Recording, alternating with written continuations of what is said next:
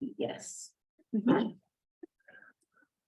Welcome everybody to our June Police Commission. Our meeting tonight. Do we have any public comment? We have someone on here, but it doesn't look like it. And we can use this opportunity to review Yes, the agenda. yes, we do have someone that has public comment. Yes. Holly Otis, Yes, go hello. ahead. My name is actually Ricky. Hello. But I am looking on the website right now, on the police commission website, and what you guys do, and I was just wondering how authoritative are the police department policies? Like, are they required to be followed? Yes. The answer to your question is yes.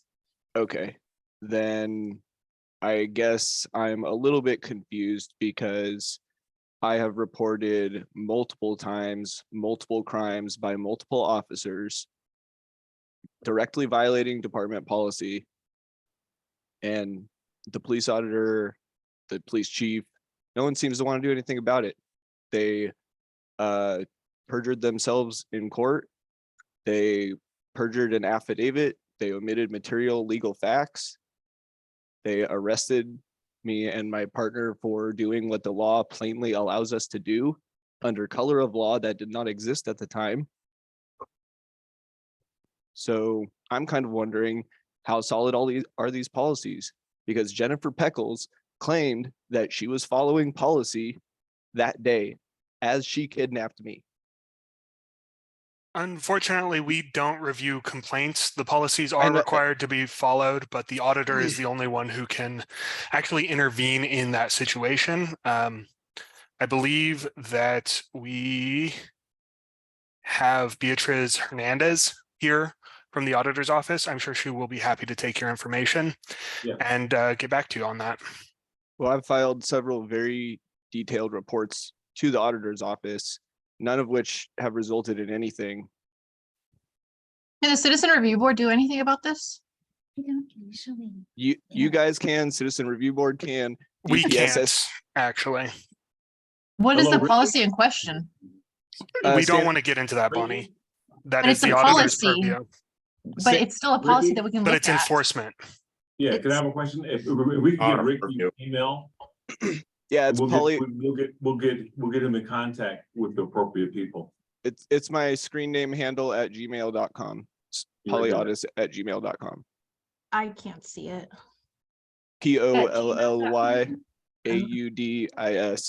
POLLYAUDIS@gmail.com. Okay, thank you. Thank you. Well, you're welcome. Thank you very much for taking my comment. Thank you for Well- coming. Thank you for coming.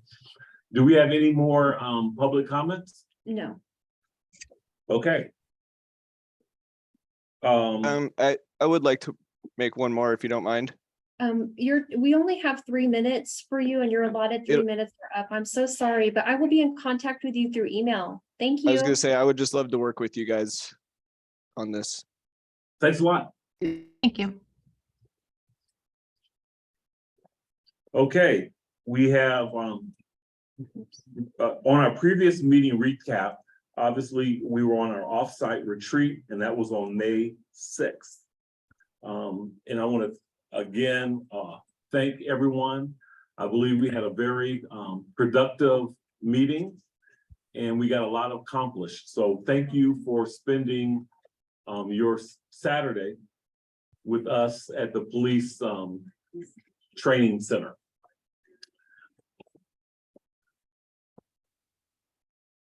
Now, we'll be honoring Commissioner Ian Winbrock.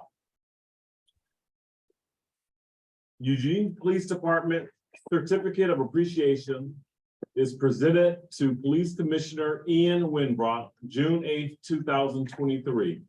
Ian Winbrock, your work through the Eugene Police Commission has served the community honorably since September 14th, 2020. You provided valuable insight on countless policy review and subject matter, including law enforcement wellness and mental health, downtown safety, use of less lethal force for crowd control, diversity, equity, and inclusion, community outreach, and civic engagement in police policy. Specifically, you were instrumental in ensuring Eugene police policies and procedures included gender inclusive language. As a result, all Eugene police policies and procedures have been updated to include gender inclusive language. Your leadership, perspective, and collaboration has been a great asset to the commission and will be missed. Because of that great work that you have accomplished through the police commission and for the Eugene Police Department, you are hereby awarded the Eugene Police Department Certificate of Appreciation. Thank you, Chief Skinner, Chief of Police, Lucy Venice, Mayor of Eugene. Thank you very much. And here's your presentation. So we can take a moment and give him a hand for his work. You have any words of wisdom there? Nope, just that I'm super humbled to be serving with y'all. And just because I'm no longer on the commission, it doesn't mean that I'm going to be out of touch. I apologize about the noise. I'm at a family gathering on the banks of the Mississippi River. So I'll go back to muted, but I'll be engaged tonight. And just, again, thank you all so much for your service, both in the department and on the commission. So grateful for the time that we spent together. Thank you.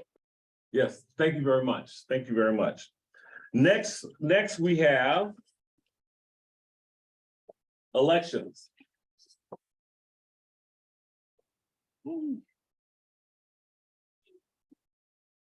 Police Commission leadership elections. On June 30th, 2023, Commissioners Dallas Boggs and Bonnie Dominguez will end their terms as chair and vice chair. The bylaws specify that the chair and vice chair shall serve for 1 year. A commissioner may not be elected as chair for more than 3 consecutive terms. And the election will be held no later than the commission's regular meeting in June, which is now. This action item is for the police commission to elect both a police commission chair and a vice chair. And basically, for those who don't know, I plan on running again for chair.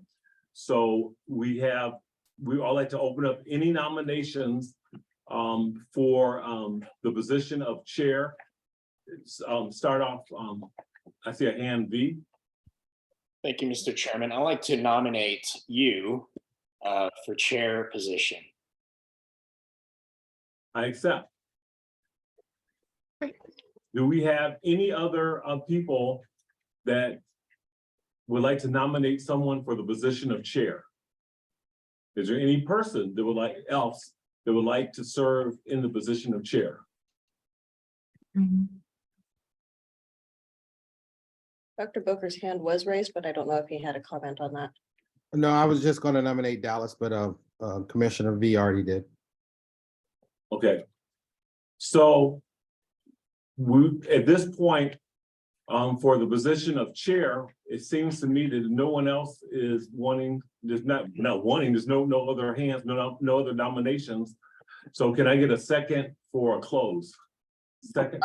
I second. Second year continuation of chair. Second, and I do accept.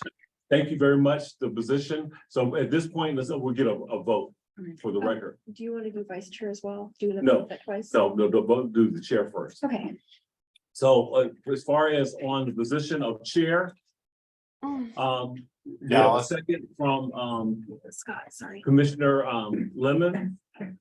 So all those in favor of having Dallas Boggs do his 3rd consecutive role, which would be the last. Right, sorry to interrupt. I need to have people, if you could, those that are joining on Zoom, if you could please email me your vote. And then those who are in the room, please write them down on a piece of paper. This is public record, so I would like to be able to keep. We can't just raise hands. You can raise hands too, but those that are at home. Do we need Yes. to write our names? Yeah, that'd be great. All right, Okay. Thank you. so we're gonna put your name on the ballot. Then write chair, and then write the name of the person that you're voting for, Or we could raise our hands, you said. or you can raise your. Second. All those in favor of Dallas Moss continuing as chair, raise your hand. All those opposed?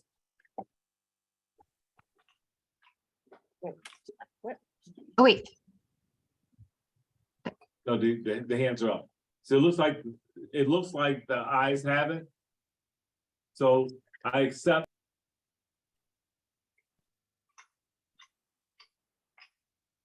Now we're looking at the position of vice chair. Excuse me, a hands up for Counselor Zelenka. Did you have a question? No, just bad hand management, sorry. Okay. I'm so sorry. He's probably muted. Oh, he was on mute. His hands up.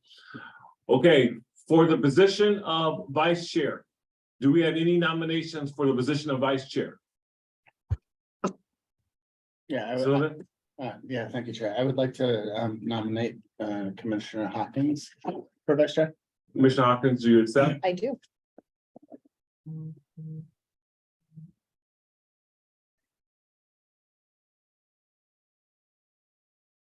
we have any more people on this committee that would like to serve in the position of vice chair? I'm gonna do a nomination. I'm gonna do Dr. Booker's got it. Dr. Booker. Okay, I would like to nominate Dr. Booker for the position of vice chair. Is that something you would accept? Yes, I accept. You would accept it?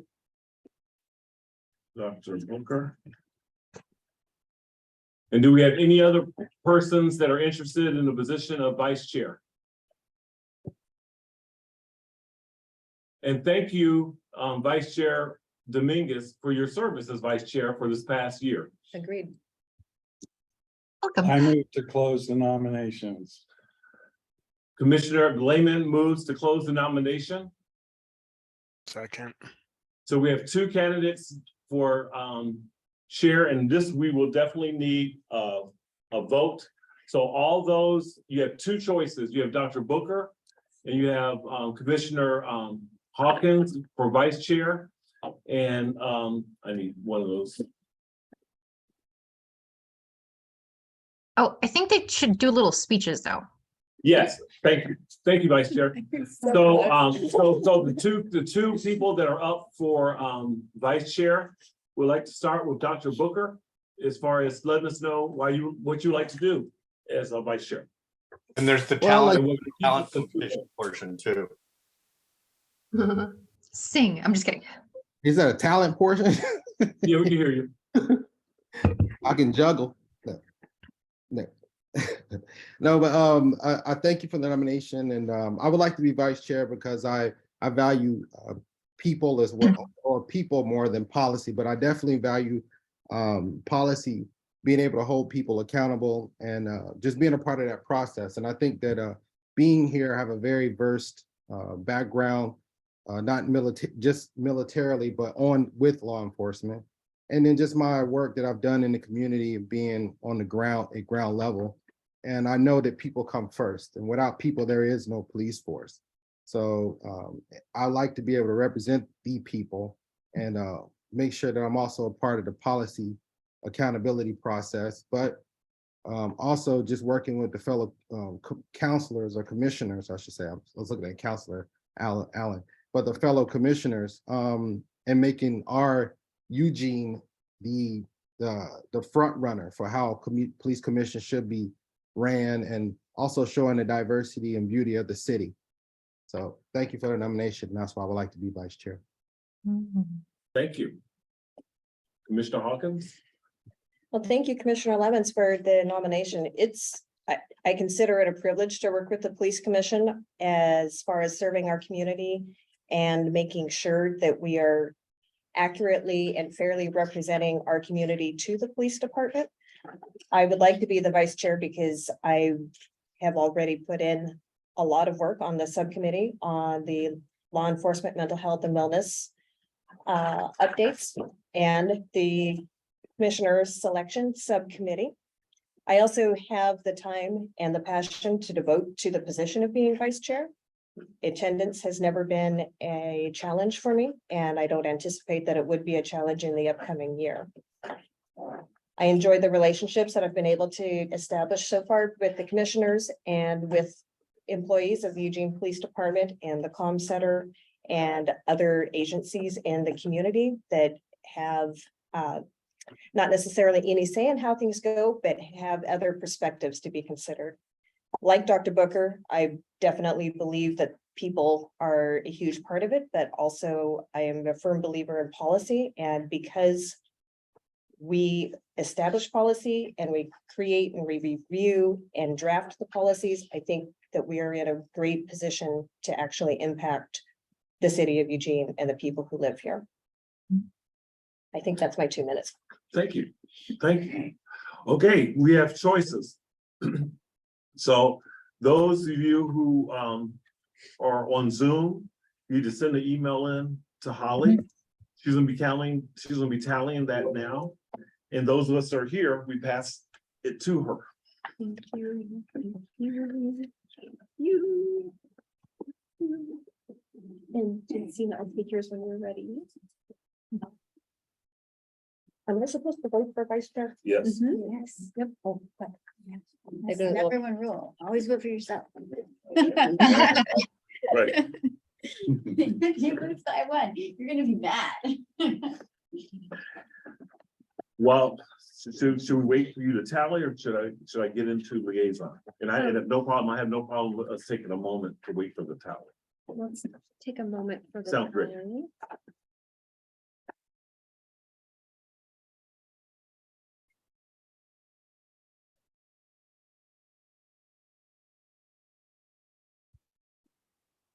Very good snacks, by the way. I was so hungry. The sandwich is a win. No, I'm Yes. so glad to hear that. Oh, make me jealous. What are they? We have sandwiches Oh, okay. Fruit. And fruit. Mm. and chocolate chip cookies Yeah, and Chex Mix. not to make it worse. You got me at And the I check. told Holly I took one small plate because I was trying to be ladylike and I realized there wasn't room for the sandwich. So now I have 2 small plates, which I think actually what looks worse now. It just looks like you like your things very well organized, right? Like Yeah, we'll this say is- that it's yeah. that I'm very coordinated and yeah, I totally planned that. Yes, exactly. While we're waiting for the votes, I'm gonna see if I can't work on the volume here so that folks in the room can hear. So just give me a few moments to work on this real quick. Sounds pretty good. Yeah. Mhm. Oh, yeah. I don't understand why this They is- do have spicy things on them. They do, and they kind of jumped out at me. Mhm. I wasn't mad about it though. I'm a wimp, so I tried to pick them all out, but I missed one. Had to bit you. I was like, oops. Like it's on.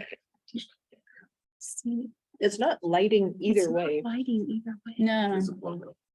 maybe it's broken. I mean, it's lit up here though. I see the green light at the bottom. Oh, as a clarification I thing, mean, if it's I may. working. It's kind of Um, creepier if that's possible. Hello? Can I get a clarification while we're not doing anything? For you know, at the bottom of this whole like thing, there's like a bunch of notes on some of Audio the, settings. wait, can you hear me? Oh. Hello? Was, Hello? we're Now gonna we can pretend that hear was you. really tall. Magical combination of all these buttons and Holly had to stand on one foot. Hello? Hello? Hello? Hello? Can you hear me? Hello? Hello? Yes, we have audio. Hello? Wait, did we lose Bonnie now?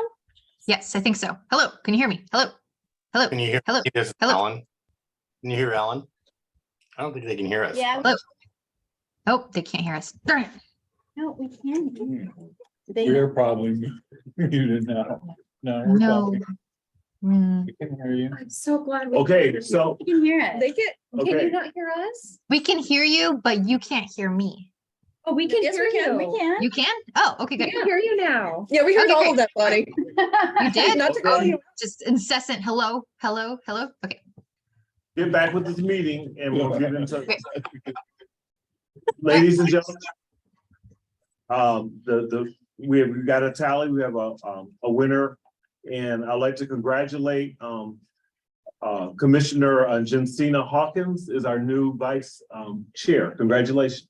Thank you.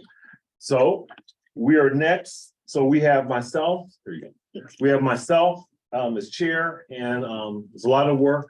And I'm sure that if you have any questions, Vice Chair Dominguez will share with you. And Commissioner Booker, I can let you know that I can't run again for the third time. So keep us on our toes, because you'll be having another election for the chair and the vice chair soon. And I appreciate people stepping up, period, because at the end of the day, 3 people signed up for a leadership role, and we got 2 out of the 3. So don't look back. And I appreciate, thank you very much for stepping up, and thank you very much for your election and win. And just a reminder that you will take, and starting in July 1st, that will be when our new leadership will begin their cycle. Yes. Okay. Start off with liaison reports. Councilor Zelinka. Nothing at this time. Mr. Chair. Okay. Councilor. Yep, I don't think we have anything. Okay. Commissioner Lemons. Thank you, Chair. So I'm not going to take too much of your time. There was 2 new bias crimes reported at the last Human Rights Commission meeting. Unfortunately, the representative from EPD was not able to be there at the meeting. So that's about all I get to report to you today, is that they're open and assigned. But no further details, and I will fill you in next week or next month. Good, thank you very much. Thank you. And Commissioner Lyman. Thank you, Chair. Just by way of CRB, nothing to report. I want to thank everyone for the work you did at your offsite retreat, or our offsite retreat. And I have spent some time reviewing that and hearing if I put my points in where it would go. And then I wanted to thank EPD for passing along the commendations that they sent this time around, that there was some very interesting and heartening things to read. There was a de-escalation case and one where the officer did case law research for the person. I just thought those were good.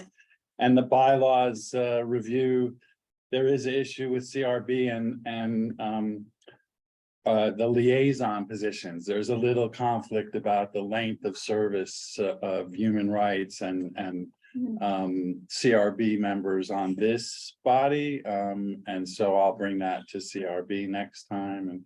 And it would open up, actually, instead of a one, I don't know if human rights does 1 year, but CRB is doing it in 1 year increments. These bylaws that we're reviewing tonight put the liaison member on this commission for the term of their other seat. So that there's a little conflict, and that's why we're reviewing bylaws, I suppose. And so we'll get it squared away. Thank you, Chair. Vice Chair Dominguez. I have nothing to report.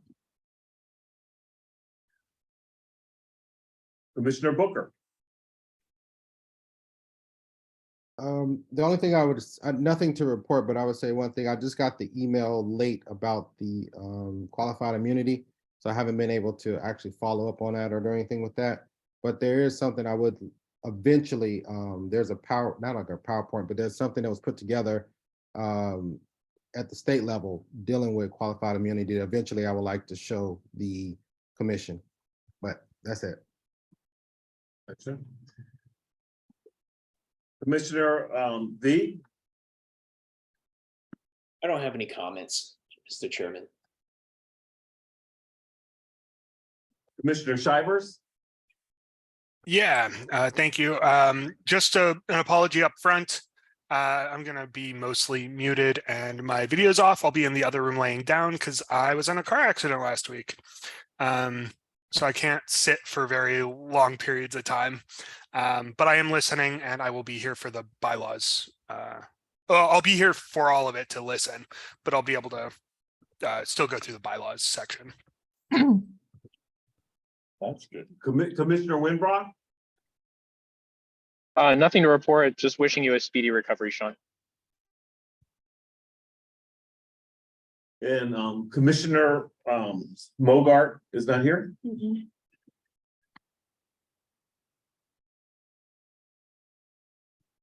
And Commissioner Hawkins.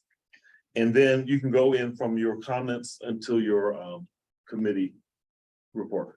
Are we skipping Counselor Ye? No, I went She was first. after Oh. Alan. Did I Yeah. just completely Mhm. ignore you? That's okay. I didn't have anything, so. It's because you're wearing the green screen. Yeah, I can't that's see. okay.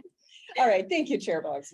First of all, I would like to express appreciation to Commissioner Shivers for attending even while recovering. I saw the photo of the car that he was in during that car wreck. And I am super impressed that he's attending, even though it be on Zoom, off camera and on mute, because that's quite a recovery you've got. Also, I would like to thank the Police Commission for my election to vice chair, and I do look forward to serving in that position for the next year. One of my other day jobs is I actually am on the board of the Lane County Diaper Bank. It's a local nonprofit agency that gives out free diapers to families in need in the entire area, not just Eugene or Springfield, but also Florence or Oak Ridge. I can say that actually.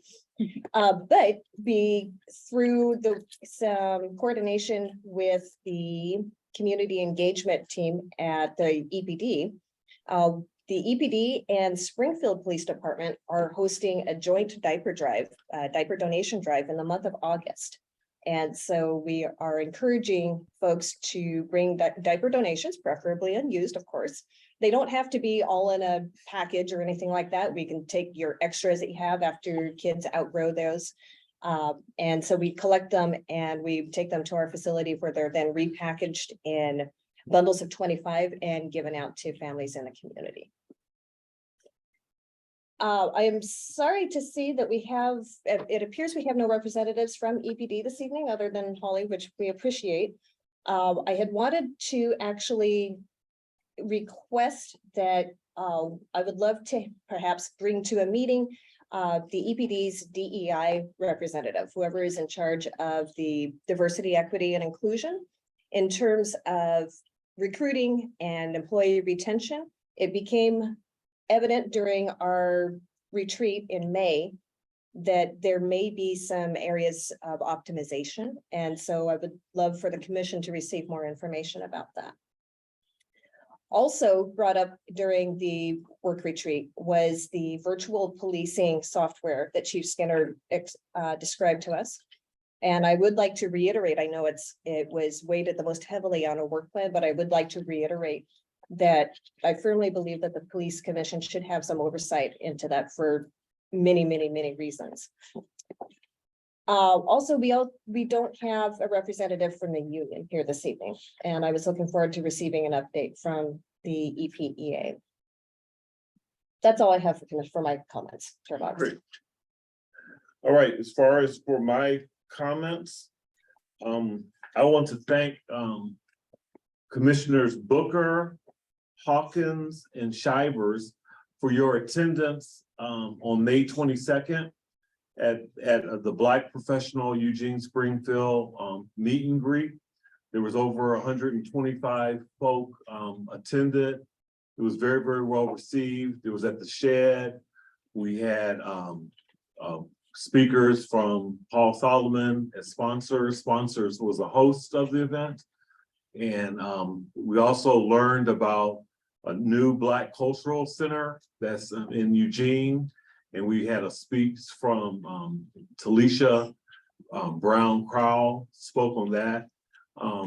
Attorney Lynette Boggs spoke, my sister Perez.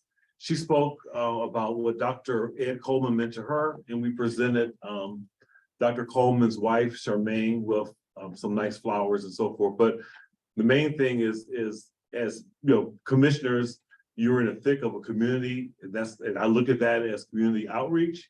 And the more of those type of things that we can do with all various committees or any other organizations that y'all know about, that you might find it's a personal thing like it is to me on this thing, the more the merrier. So I just want to thank y'all for your attendance.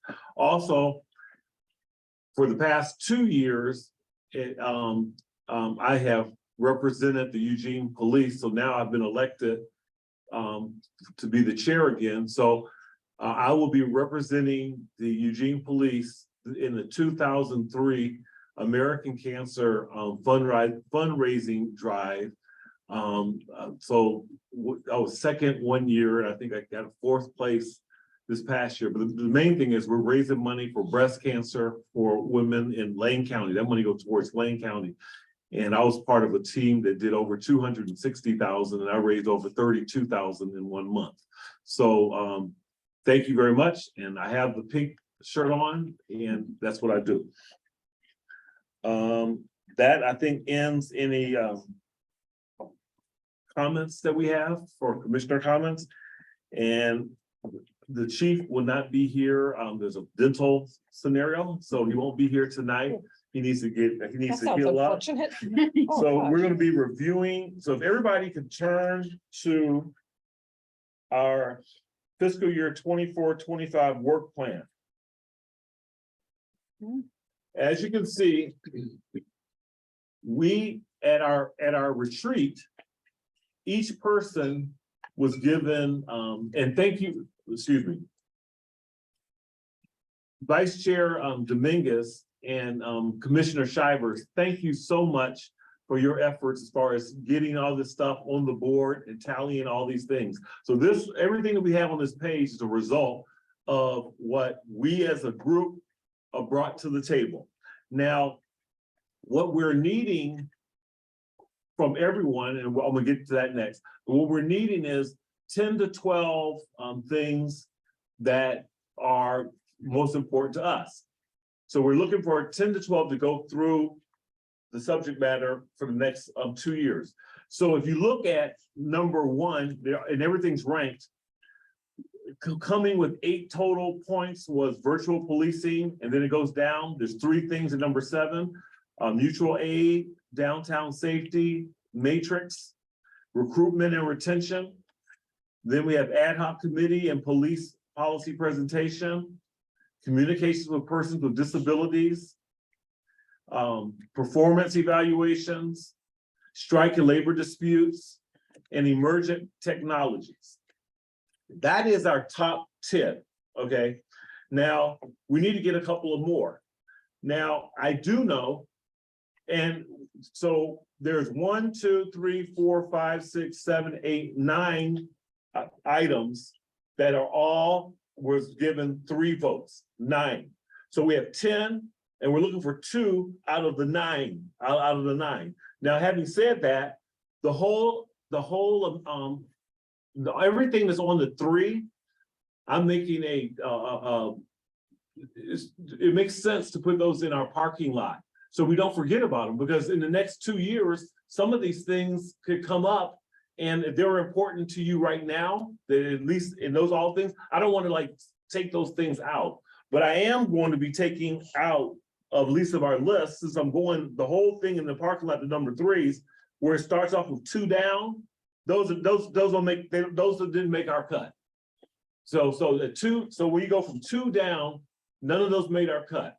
Now, here's what's very important that Vice Chair Dominguez and myself did not have at our last, we weren't able, to put it this way, Vice Chair Dominguez and myself did our best to explain to council what we thought we meant on every one of those things. Since we have everybody here, before we go to presenting, we want to make sure that we're able to answer these questions. You know, what is the purpose of what we're bringing up? What are we trying to get out of that? And then what is the outcome that we're looking for? Now, having said that, you know, we want to go through these things, and obviously a couple of folk were not at the retreat, but if you have in any type of enlightenment, you can enlighten whatever you feel. But I just want to be able to make sure that we're all on the exact same page as far as especially before I present to council. So if someone asks, I can tell them, I can answer those questions. So does anybody have any questions on our list? Because this is the list that we put together. And I would like to add, you need to vote on this. So Right, it's so my next question is this. So we currently have 27 items that we presented. And what I would like to vote on is we take, in looking at your list, go down from 8 to the last 3. I would like to propose, I would like to nominate or make a motion that we accept from 8 all the way down to search and inventories of detained persons as our list. And I would like to see if I can get a second on that. V, your hand is up. Thank you, Mr. Chairman. I wanted to just point out that some of these, the threes category, do not have an existing policy, while some already has a policy. You know, so I don't know if that makes a difference in how people decide. For example, the mental health crisis response is policy 418, while, you know, welfare checks doesn't seem to have a policy next to it. I don't know if there is a policy or not. It's just That's what I'm gonna try to find out. Yeah. When I get to it. So I'm gonna go down each one of these because someone in this room has brought that to and knows a little bit more than I might know on something. Too. I would know if it was mine, but that's what we're trying to find out. I can tell everyone that on number where it says there's one that's held up in state, and that could be held up in state. Another the call center policy and procedure prioritization that was held over from your guys' last 2-year work plan. And if you recall, it is held up at the state level at this time. And at the work retreat, it was suggested that we carry that over possibly to this new 2-year work plan in hopes that we can continue the work on that. But what I'm proposing is it didn't even make a 3. So at this point, it's kind of like we're shutting one door, we're opening up another door. Did you have another question, V? Yeah, I was gonna also actually more like a comment. I think, you know, as far as like how people decide on this, we really should also consider the president's task force on 21st century policing and how each one of these may, you know, make contact with that particular policy. I mean, yeah, the final report, I think we should, you know, we should just willy-nilly vote on these. There should be some more consideration done to this. I don't know if the amount of time that we have, you know, right now allocated to this is adequate enough for us to make informed choices. Other than just let me go back to help you out real quick. Okay. We need 10. We have a top 10 of our list. Okay. Only thing we're doing from the top 10, let's start with this, is defining, I could say stop at 10, because basically we need that to carry out for 2 years. We have already did a great job. We have our 10, the 10 that came out of the meeting that all of us were at, okay, that were there. I'm just saying that it's good to have a few more others. And since we have 9 things that are 3s all together, that why not just put those in a parking lot so we don't forget about them, because they're not part of our 10. But if we want to, if any of those subject matters come up, we have it on our list. That's all I'm asking for. Go ahead, Commissioner. I'd like to question the logic that says that we're going to throw out the 2s and below that, because when we were voting during the retreat, we may have been told, I don't recall, but I don't recall being told that something that received 2 or less votes was going to be disregarded. And I feel that they still merit our attention, obviously not as high priority as the ones that got the 8s and the 7s, but I don't feel, I think it would be cavalier of us to disregard, especially the 2s, because they were important to 2 members of our body. Mhm. And so I would like to keep them in the parking lot along with our 3s. Okay, so. And that is no problem. How many people, okay, let me hear, Counselor Zelinka, your thoughts.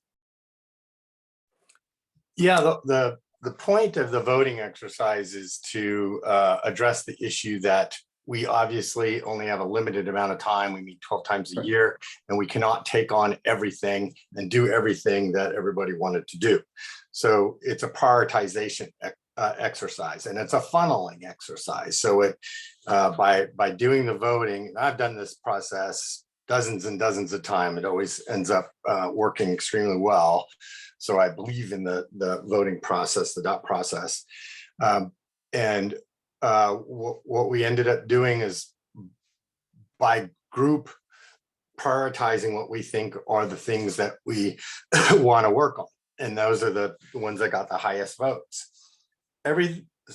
But at some point you have to draw a line and say, we can only really work on these things.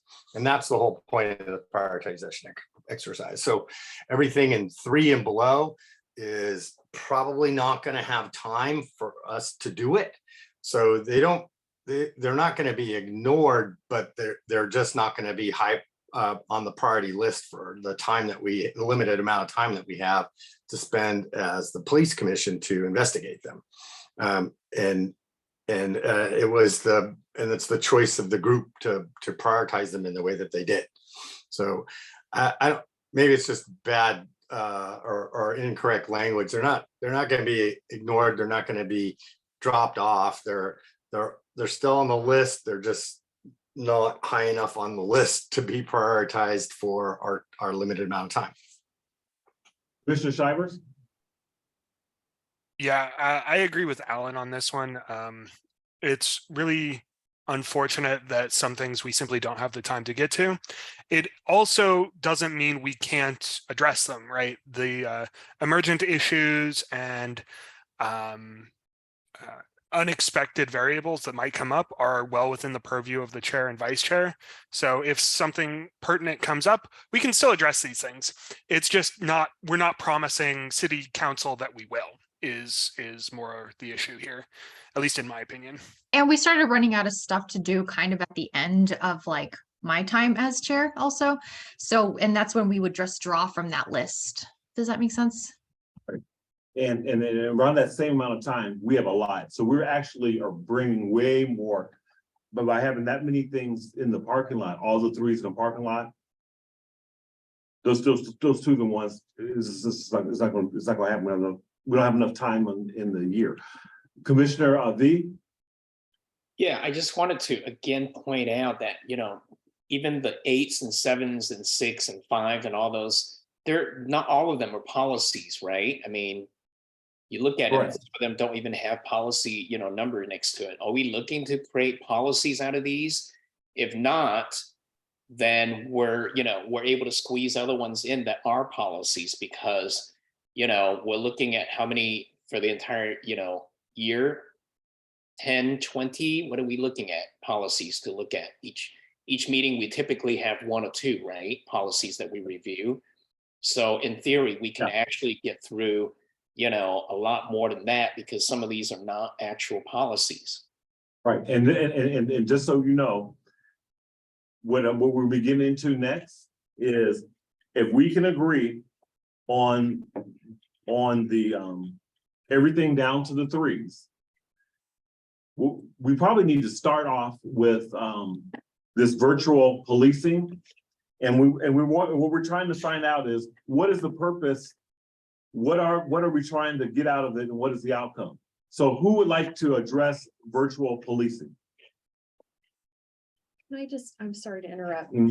Just to put this in perspective. So we are going to be presenting to council on July 12th. That will be the chair and the vice chair and myself. And we'll be presenting our new 2-year work plan. And in that will be these items that you all are gonna vote on and agree upon. And in the story that we tell, to get consent of our work plan, we need to let council know, be nice to let them know, why is it that the police commission wants to look at virtual policing? Is there a policy or procedure that can be tied to that? So we need to be able to tell the story so that, and further on down the line, when I meet with the chair and the vice chair to create our agendas, we can look at, discipline matrix. Okay, why are we reviewing this? What is the purpose? What is the outcome? So it helps tell the story. So just wanted Right. to reiterate that. So before we start on virtual policing, or you want to address that, Sean? Yeah, happy to address that. Policies are obviously an integral part of what we do. They are not the only thing we do. As per ordinance, preferred policing alternatives is one of the obligations of the police commission to look at. I see virtual policing as falling well within that paradigm. Many of the things we're looking at here are not policy specific, though I do agree that some of them do warrant a specific policy when it comes up. I don't think virtual policing will be one of those, but welfare checks might be, for example. Dallas had to step out. Bonnie, would you like to take over for a moment? He had to use the restroom. Yeah, that's fine. Okay, it looks like Counselor Zelenka has a question. Go ahead. Yeah, not so much a question, but a process suggestion that at this point, once we've done the voting process, what the council wants to see is that the police commission has had a thoughtful discussion about what items they want to, over the next year, work on. And to some degree, as Holly said, why you want to work on them. But the council trusts the judgment of the commission to develop their own work plan, as they do with every other board and commission. And so at this point, what I would suggest is that we move that the top 10 vote getting items, virtual policing through emerging technology that got 4 or more votes, be placed on the priority agenda items for the commission officers and EPD staff to figure out how to process them in our throughout the year. Because we don't necessarily have to do them in that exact order. Then some might be easier, some might be harder, and some might need more work to get them ready for the commission to review. So I that's second that motion. I have a discussion. and I had an and, Sean, and that the rest of the items remain on the priority list. And if we have time available, like Bonnie said, that we can bring it back up onto the agenda with the and have that be done by the council, the commission officers. Do you still second it? Yeah. It looks like we have a comment from Commissioner Lyman. Thank you. Yeah, I have a question. Virtual policing, I wasn't at the meeting. I apologize. The 1-3 that's really getting my attention because of national attention to the issue is the qualified immunity discussion. And I'm just wondering, the virtual policing and the emergent technology, can someone enlighten me how different, like what other technologies, or if though, if that could be one and qualified immunity could move up, because I would make a motion to that if unless someone wants to tell me that they're very different and that's why you all chose them separately. Virtual policing was a specific thing that Chief Skinner was talking about. A platform for folks to do reporting. Emergent technologies is a more general category to essentially save space for all the things that might come up, and making sure we're on top of that. Virtual policing, Ellen, was a platform where you could enter a police report virtually instead of having a police officer be there, or you could do it maybe even in a Zoom context, which would be much more efficient and effective in a lot of instances.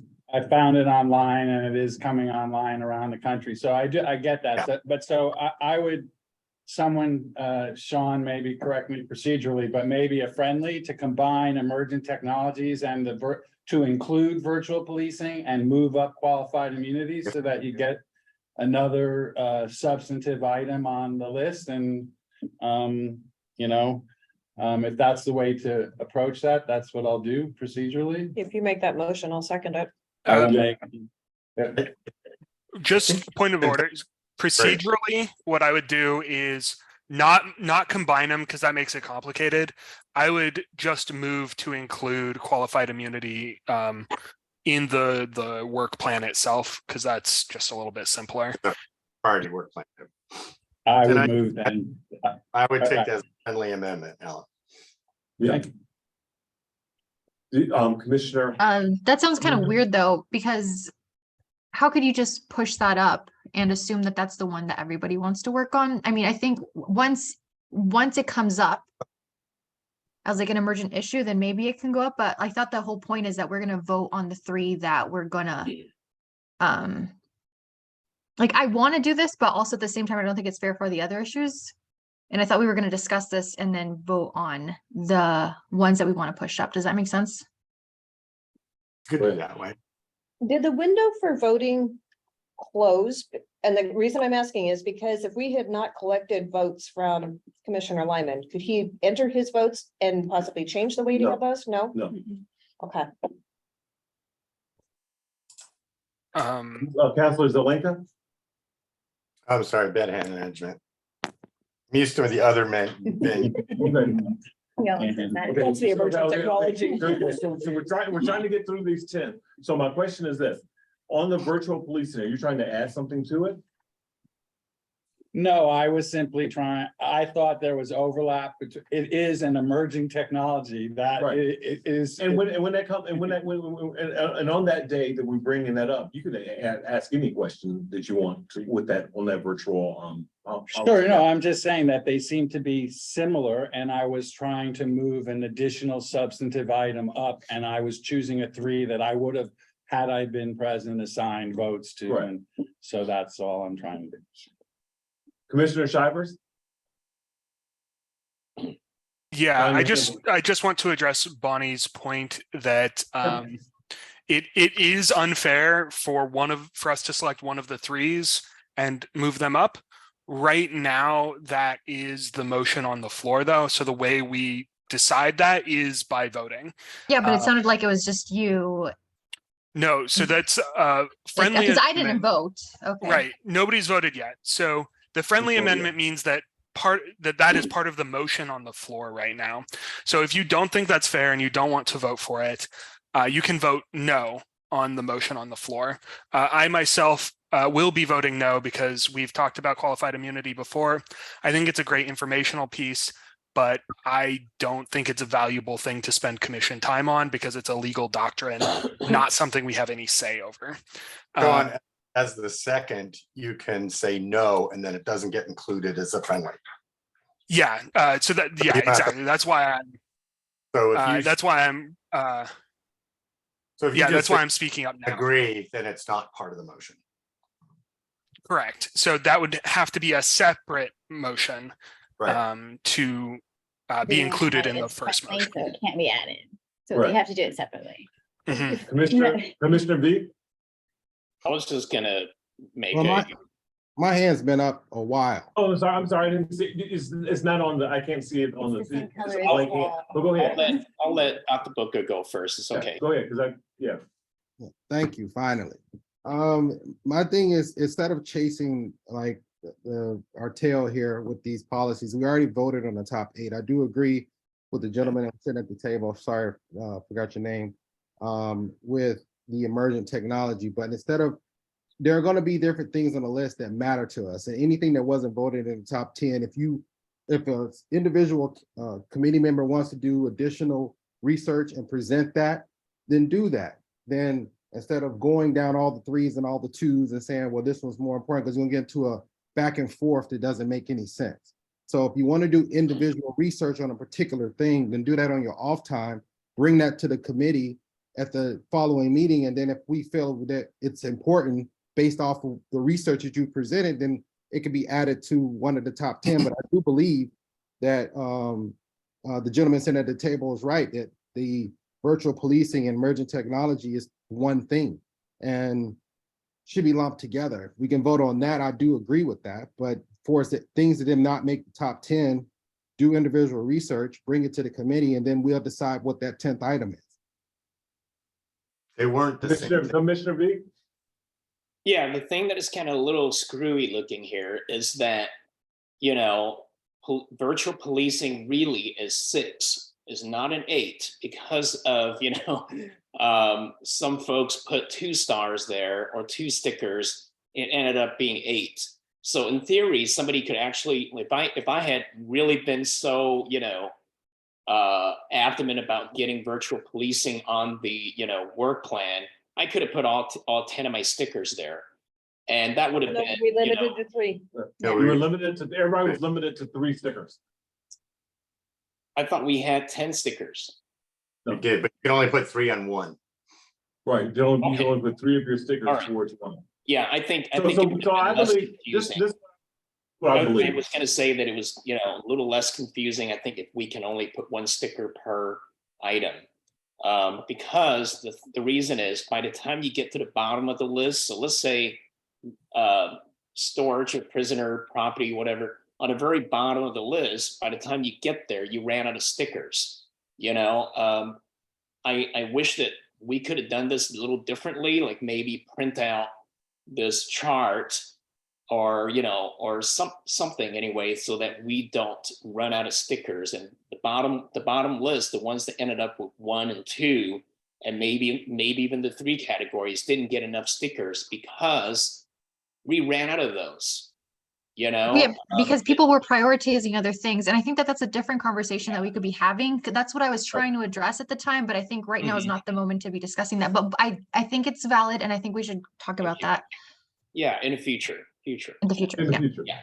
Okay, so this is where we're at. And I'm gonna, this is how we're gonna roll on these things.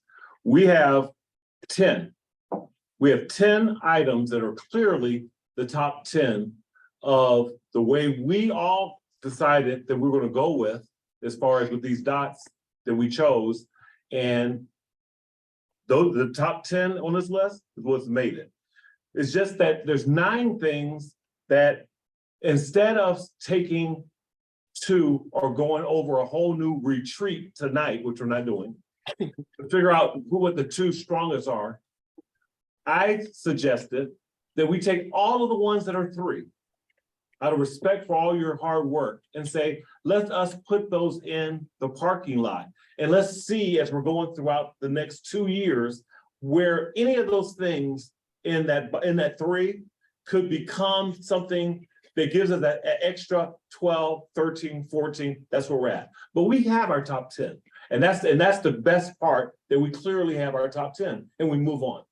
So I would like to make a nomination that we at least say, let's take the 10 and put those in the parking lot, and then we can go into discussing what our top 10 is.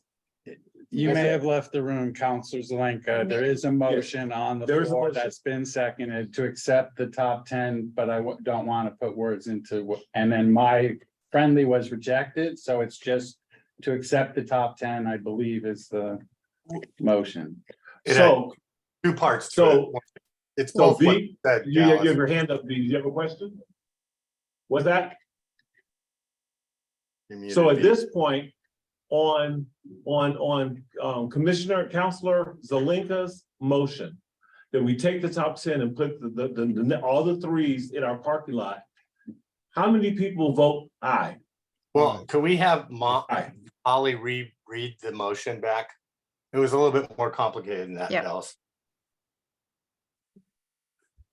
I did not capture that. Sean, did you by chance capture that? I know you're really good at staying on top of those things. Yeah, my understanding was that we take the top 10 and make them the priority work plan, and then take the rest of them and make them Yes. parking lot.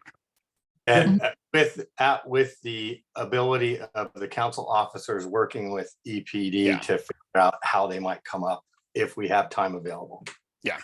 I think that's a given. That's fine. As long as we have that top 10 and everything else is parking lot, I think we're all in agreement. All those in favor of that, say aye. Aye. All those opposed? One opposed?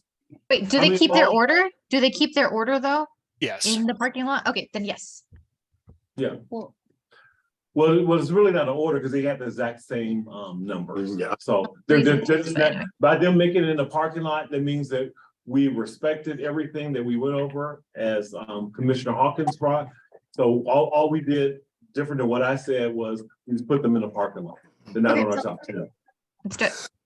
I would like to ask the counselors that are, Counselors Lincoln and Counselor Ye, when we come to council to present the work plan, if it's helpful for you to know the purpose and the outcome for each one, because I'm hung up on that right now. Yes, And me too.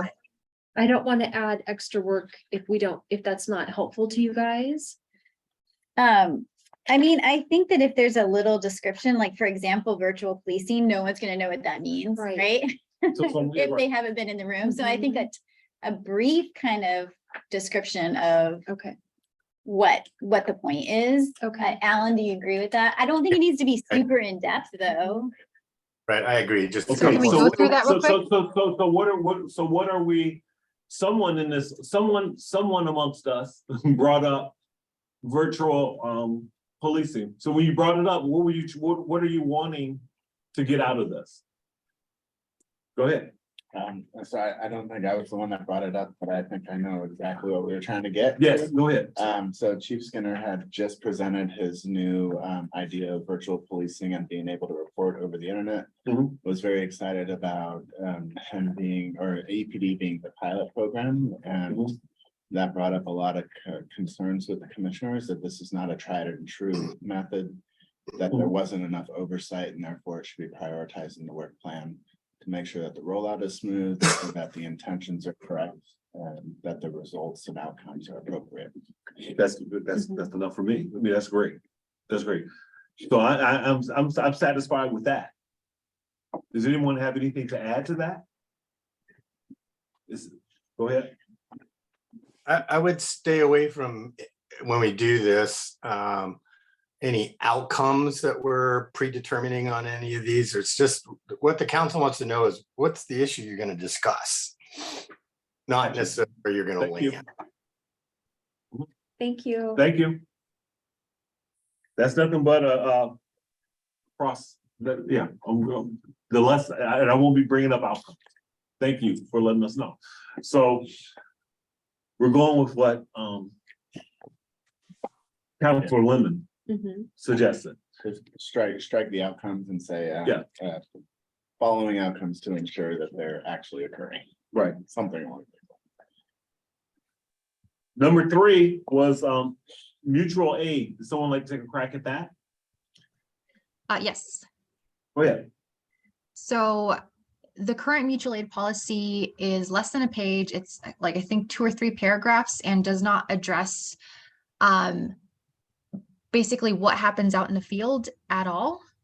It doesn't really give the Eugene Police Department guidance as to how it is that they relate to other police departments actually out in the field. So what we're asking is that they elaborate on it. So for example, there is nothing barring SPD, for example, of having a police officer of their police department come over here, even though they're currently under investigation. So for example, like the idea would be that our mutual aid policy would say, please do not send any officers that are believed to be violent over here to address our issues. So just kind of elaborate more on the situation. And the other thing, for example, the big one that I remember is also SPD was made to be the front of the line and Eugene Police Department was the back of the line. And in my opinion, Eugene Police Department should always be the front of the line and should be taking the lead on any event. And again, that is not outlined in the mutual aid policy. So just getting getting a better policy is what I'm hoping for. Yes, Dallas, so for the ones that are an actual policy, I think that's enough information for council because we're reviewing a policy and that's our job. And this is the policy we're reviewing and giving opinions before reviewing it. I don't think that's the best idea. I think it's the ones where it's not a policy that the council wants to know a little bit more because they expect the police commission to be reviewing policy. Okay. Whether they make a change or not, that's our job. So in the top 10, everyone, if you're looking at, if everybody had their sheet in front of them, strike labor disputes, communications with persons with disabilities, which is the policy, mutual aid 107. Those three are already a policy. It's already written. Yeah. Unless anyone would like to elaborate, but those are already a policy, is what she's saying. She's saying that they're not needing any more further review. So having said that, are we now we're at either A, are we not done with mutual aid? Is that what your hands up for, Sean? I was just gonna say basically what Jennifer said, that review and discuss policy is the bracket to send to city council for those. Gotcha. Oh, so then should we only be describing like the ones that we should be describing to each other, the ones that don't have policy so that we can understand Yes. exactly. So let's just do that then. So I think the next one's matrix, whoever put that up. So so on the downtown safety was the next one we have, and I know exactly Oh, sorry. what it is. And downtown safety, and I'm talking about like property crimes. And I want to know what do we do when the person has some form of, it's like mental illness has caused this crime. Where is that next place we're taking them other than the police? What are we doing? So because if not, all we're doing is it's a revolving door. So I just want to know, and also response times. In the example that I was talking about was at Brenner's, the guy was given too much time. There was not enough response while he's being recorded and breaking a window on the street. So where are we at as far as response time? Where are we at as far as overall review? That's where I was at, and that's why I put that down for so we can move on. So I don't have to explain that if I'm asked. Sean has a question. We're on the discipline matrix, and I believe, Sean, is that what you wanted to discuss? I can knock out both of them actually, which is just for downtown safety. Prescriptive answers, like Jennifer was saying, are unnecessary. So like just review and discuss ways of promoting downtown safety is what I would put.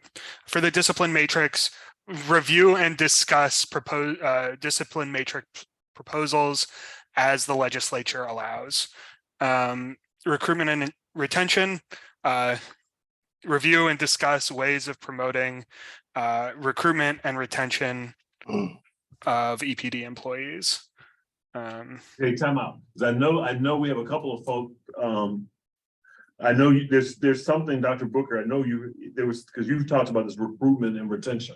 So is there anything else that you see on that? As far as direct. Well, no, because I mean, we're going to discuss it eventually in more detail. So I'll save my, I guess my knowledge or my input on that for a later date. But definitely, You don't have a bullet point at least? Not right now.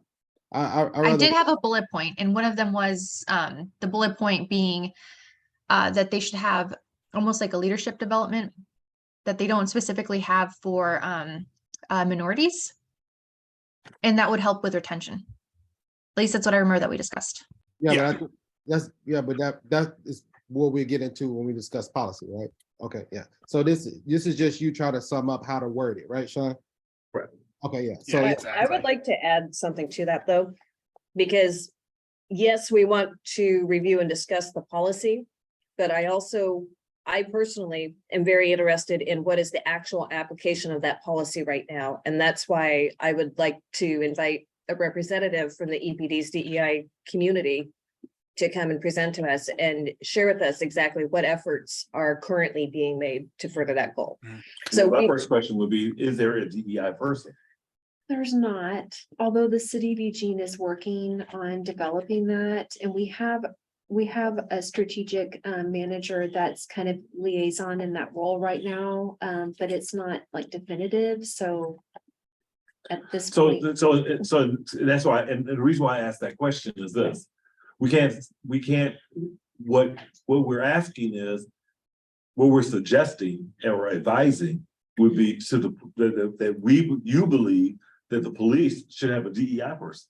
I'm actually very disappointed to find out that they don't have somebody committed to that effort. No, right, and that is something that we need to talk to the chief about, and he's not here.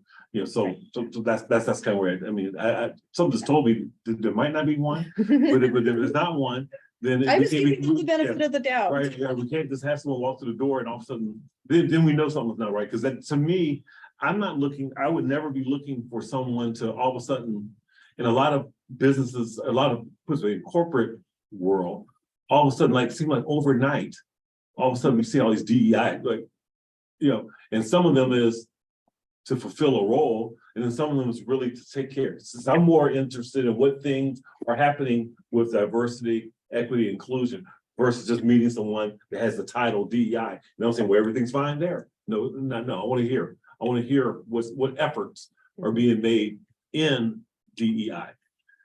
Where are we at now? Because I have, let's see here. Ad hoc committee on police policy presentation. Is that using with the ad hoc? I think that's self-explanatory. I think that's self-explanatory. 14, no, I want to hear. On that 14 is the policy. Was there anything else on communication with persons with disabilities that you were trying to add? Because I know you brought that up. Oh, yeah, no, absolutely. And I'm glad that the commission was so down to vote for it. Honestly, just reviewing. Just review what we have on the reviewing books. people with disabilities and making sure that they're included in any and all policy that we do review.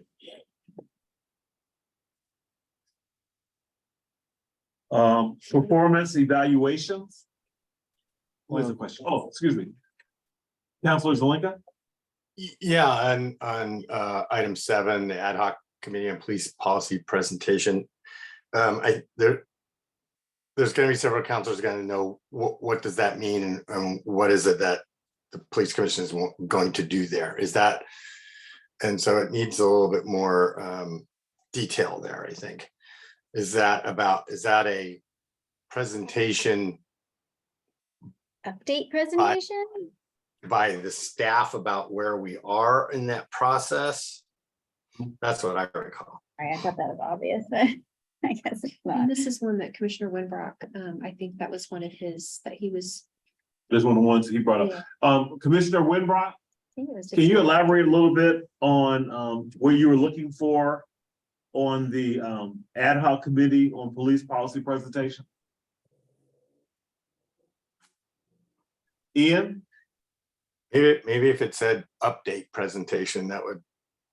Yeah, That's we my memory. He just we can wanted change that. an update. And I was sitting next to Commissioner Winbrock the entire time. Pretty much, he just wants to make sure that all of the advice that was submitted to city council from the ad hoc council or commission has been like thoroughly thought through and implemented, and that the community deserves an update as to where we are in implementing those and what barriers and why. Ian's on. And he's back, so I thank Yeah. you, Commissioner Winbrock. Didn't want to speak for you. Yeah, Commissioner Winbrock, we just want to know, because you had brought up and it made the top 10. Just to kind of elaborate on what you were wanting in the ad hoc committee on police policy presentation. Yeah, thanks so much. And again, I'm actively on, just waiting for opportunities for the noise not to be so loud. What I really wanted to showcase during the retreat, Commissioner Lemons already illuminated, but really having an opportunity for the council to talk about the work that has been done by the ad hoc committee, particularly because in my discussions and conversations with community members, both online and in person, I found that we lost some community members' trust about the process, partially because of their feelings about how members who were on the ad hoc committee engaged with the committee and didn't see the progress that they had hoped to see through the committee's work. And simultaneously, some have not followed up with the council's updates and have had a deeper understanding about what's being done at the state level versus what's being done at the city level. So it was rather encouragement to be able to have council have another update or be able to reach out to community members, or for the police commission during engagements with the public to talk about the progress that the ad hoc committees made. Okay.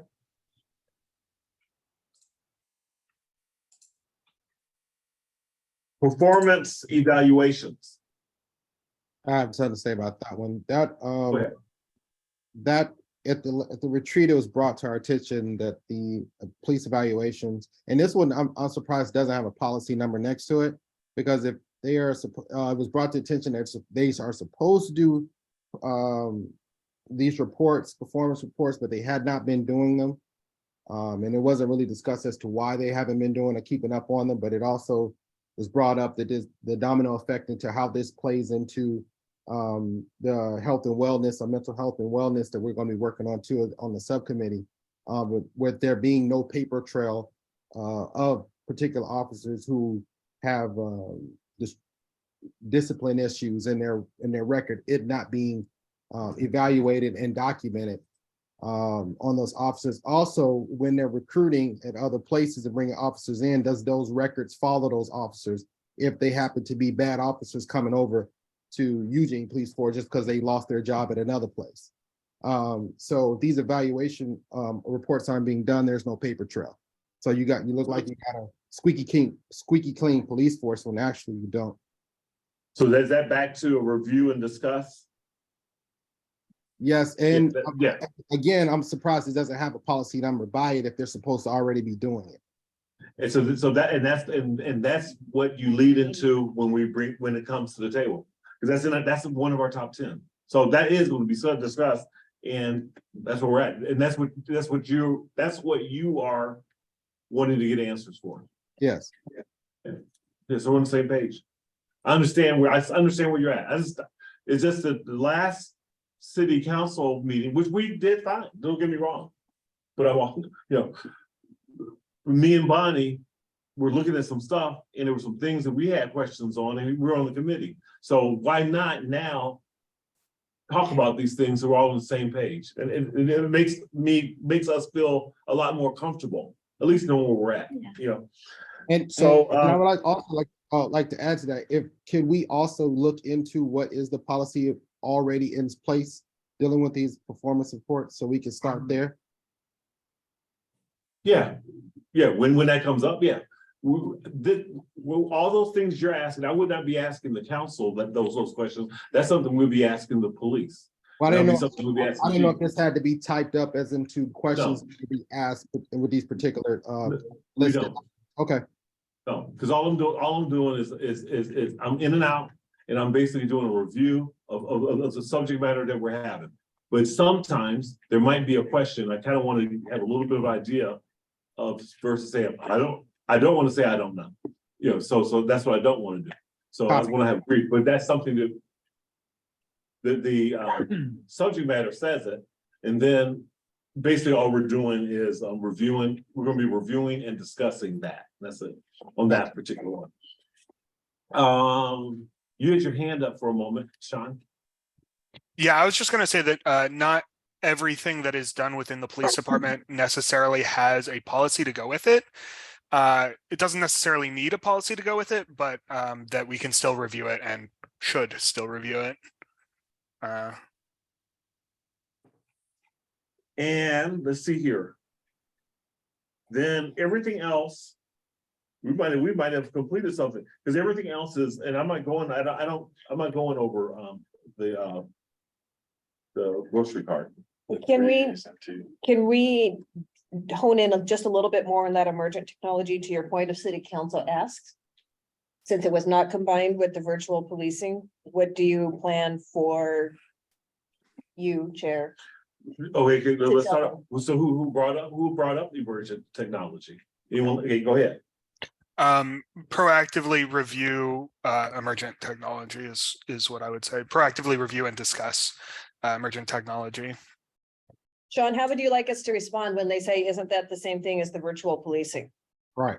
Or doesn't Virtual that fall policing is under a virtual policing? virtual policing is a specific platform that we know is going to come up. We also want to save space to make sure that we can tackle new topics within the work policy. Facial recognition, things. Drone. Artificial intelligence. Yeah, AI, Yeah. exactly. All of AI those. facial Placeholder. recognition. RoboCop, yeah. Yeah. Okay, folks, we're going to now move Okay. Bylaws. to our bylaws. And it's currently 7 o'clock and we have an hour to kind of go over.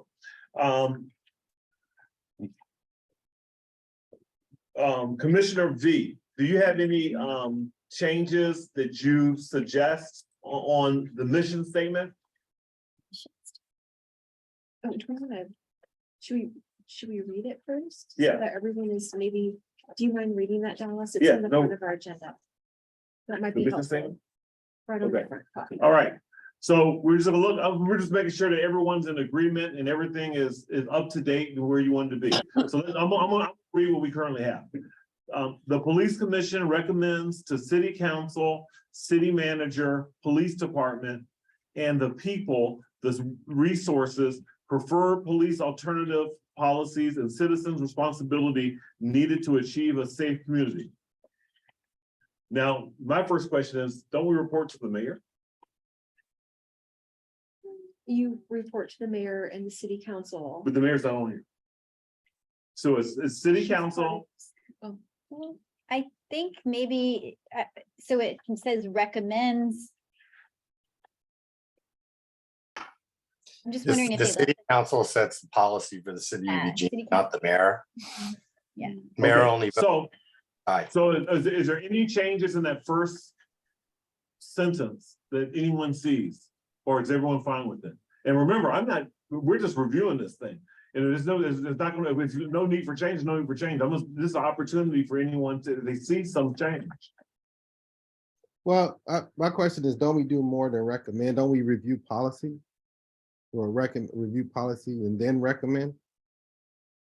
The police commission reviews policy and recommends to city council. Is that what you're saying? Yeah, it seems like it's just like we're just like an advisory or like an advisory committee. And I feel like we do more than just advise. Right, we also can generate. Well, that's advice, or, I mean, we're not a decision-making body, we advise. Chair, did you read from the very first page of the packet for tonight, the first paragraph? Yeah. So if you go to the agenda item, it's a little different, the words of the mission statement in the bylaws, just not terribly, but It was Why enough don't you read that?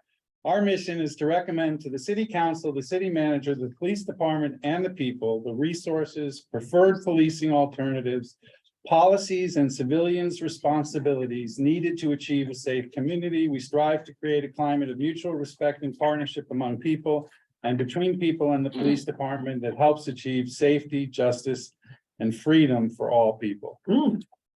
So apparently that So is, that has been changed. That's not the same as that. it's close, but It's it's close. a little bit. Well, I like your version. I like the second. Better than the first. That is our bylaw. Yeah, That's in it our is, bylaws.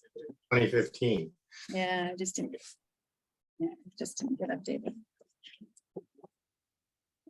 This is good. This is why we're reviewing this. Right, yeah, that's just part of review. So is everyone fine with that? Mhm. And you had a question for V. I don't know if he wants No, to respond. Well, me and V were looking at it, maybe we were reading the wrong thing. Because we have it in the bylaws and we're looking at the front. Yeah. So I would say maybe take what's the wording of what he just finished reading and put it on the front of this. That's it. That's a quick fix.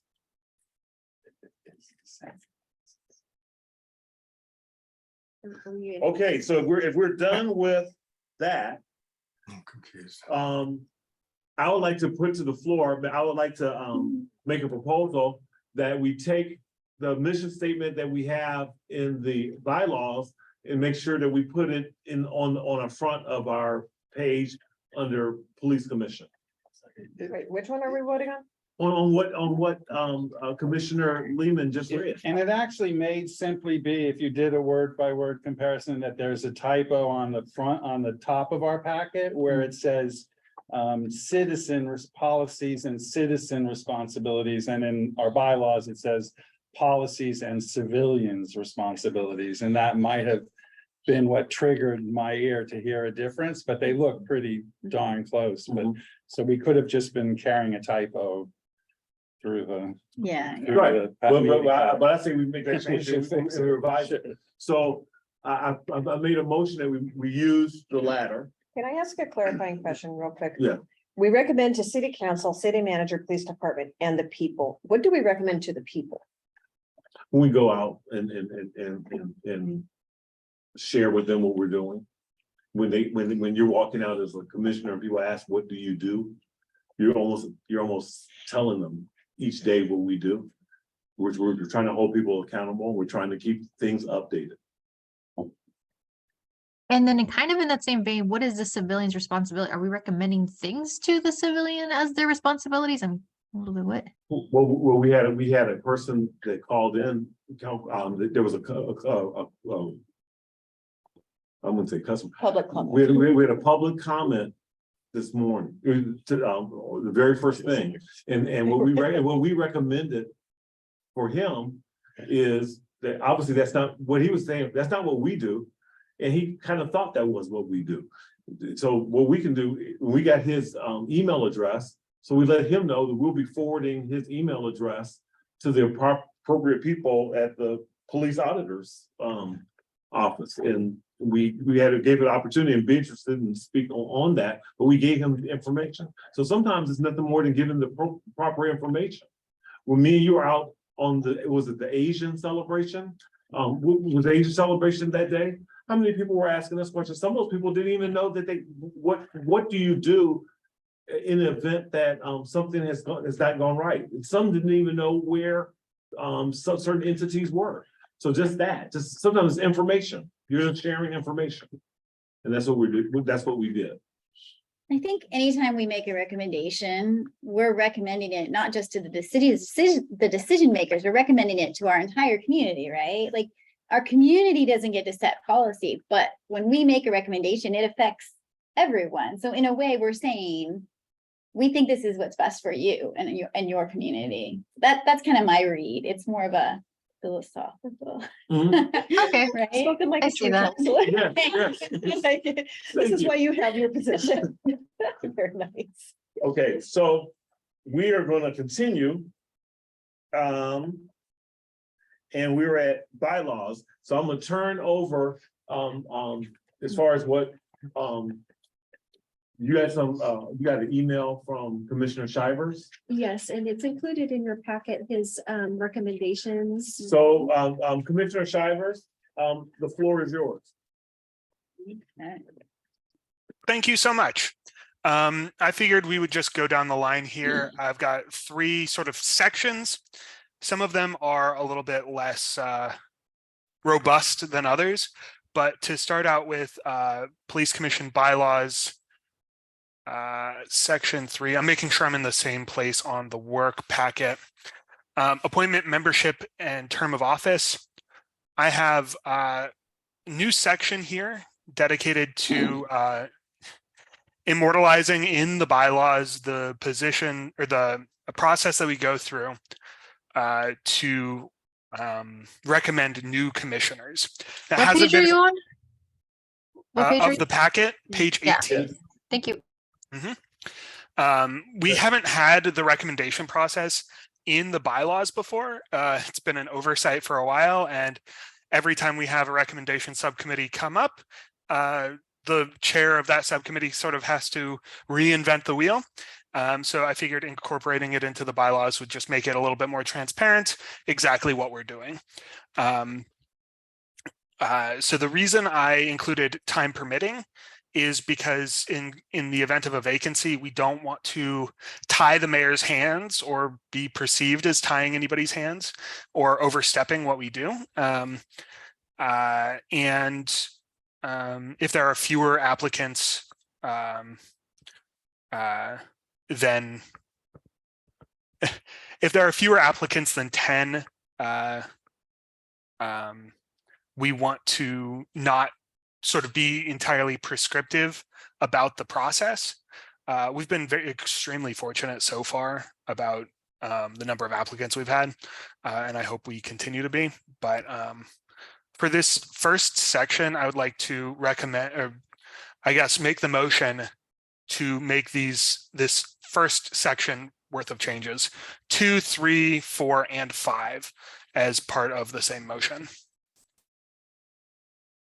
Is there any discussion? Does anyone have any questions? I don't understand the motion. Commissioner Zelenka. I don't understand the motion. Yeah, that's what I was saying. I don't understand what the motion is. So currently, the bylaws do not have section 2, 3, 4, or 5, as you'll see on page 18. So I'm recommending we add those sections into the policy. Can we Into the take a moment, just or a into the moment to bylaws. reread it? Because like when I was reading this by myself, I was kind of confused as to what it was asking for. Is it okay if we take a tiny moment? Yeah, for sure. I hope everybody gets a chance to read it. So you already added them, or are you asking them to be added? I have rewritten the policy with them added on page 18. That is my recommendation. If you want to read the unmodified bylaws, that is the preceding page 9 through 17. Okay, because I was on page 10, that's the last page you said. So you on page 18, and page 18 is where you already modified it and you want us to review it. Okay. Yeah. Page 18 is the beginning of the changes that I would like to make. Okay, now I'm with you. I'd just like to add, while you guys are going through this last process that we went through, the selection subcommittee, there was quite a few questions that came up, and it caused some, I wouldn't say friction, but it caused some issues, and we realized that we needed further clarification on how this process should work. That would, kind of answer some of those questions that came up that we weren't able to answer. As chair of the most recent selection subcommittee, I very much support these additions because it certainly would have made my job much easier. We're here, this is music to my ear. So Commissioner, Gilman? Yeah, thank you, Chair. I was also on the subcommittee and there was a lot of confusion, so I really appreciate you, Commissioner Shivers. The only thing from that experience going through the subcommittee that I could see maybe a friendly amendment, you're a lot better at the rules than I am there, would be E, whether or not, so that would be under 3, so 3E, whether or not applicants that are resubmitting are going to be up for interviews through the process, or whether they're standing against them across. Yeah, so I believe section 4, incumbent commissioners seeking reappointment shall not be eligible to serve on the recommendation subcommittee. And then 5, council members, Human Rights Commission liaison, Civilian Review Board liaison, police commissioners, and Civilian Review Board members. So I guess I've doubled up Civilian Review Board there, but they are exempt from the recommendation process. So that way we're not stepping on City Council's toes, because City Council has already decided that those folks are in. So we don't want to second guess them or be seen as second guessing them. The only issue, Yeah, the only issue I see with part 2 is where's the equitable process in that? What do you mean? The 3 I believe members, that's covered in section 8. well, I get that part, but he said time permitted. No fewer than 3 members in order to review applicants and recommend them to the mayor for nomination. Where's the equitable process in the 3 people that are chosen? So that would be up to us, the commission, to appoint the subcommittee equitably. We can advise future commissions who will be reading these bylaws that it is an area of concern, but we do not have the power to define what that means for them.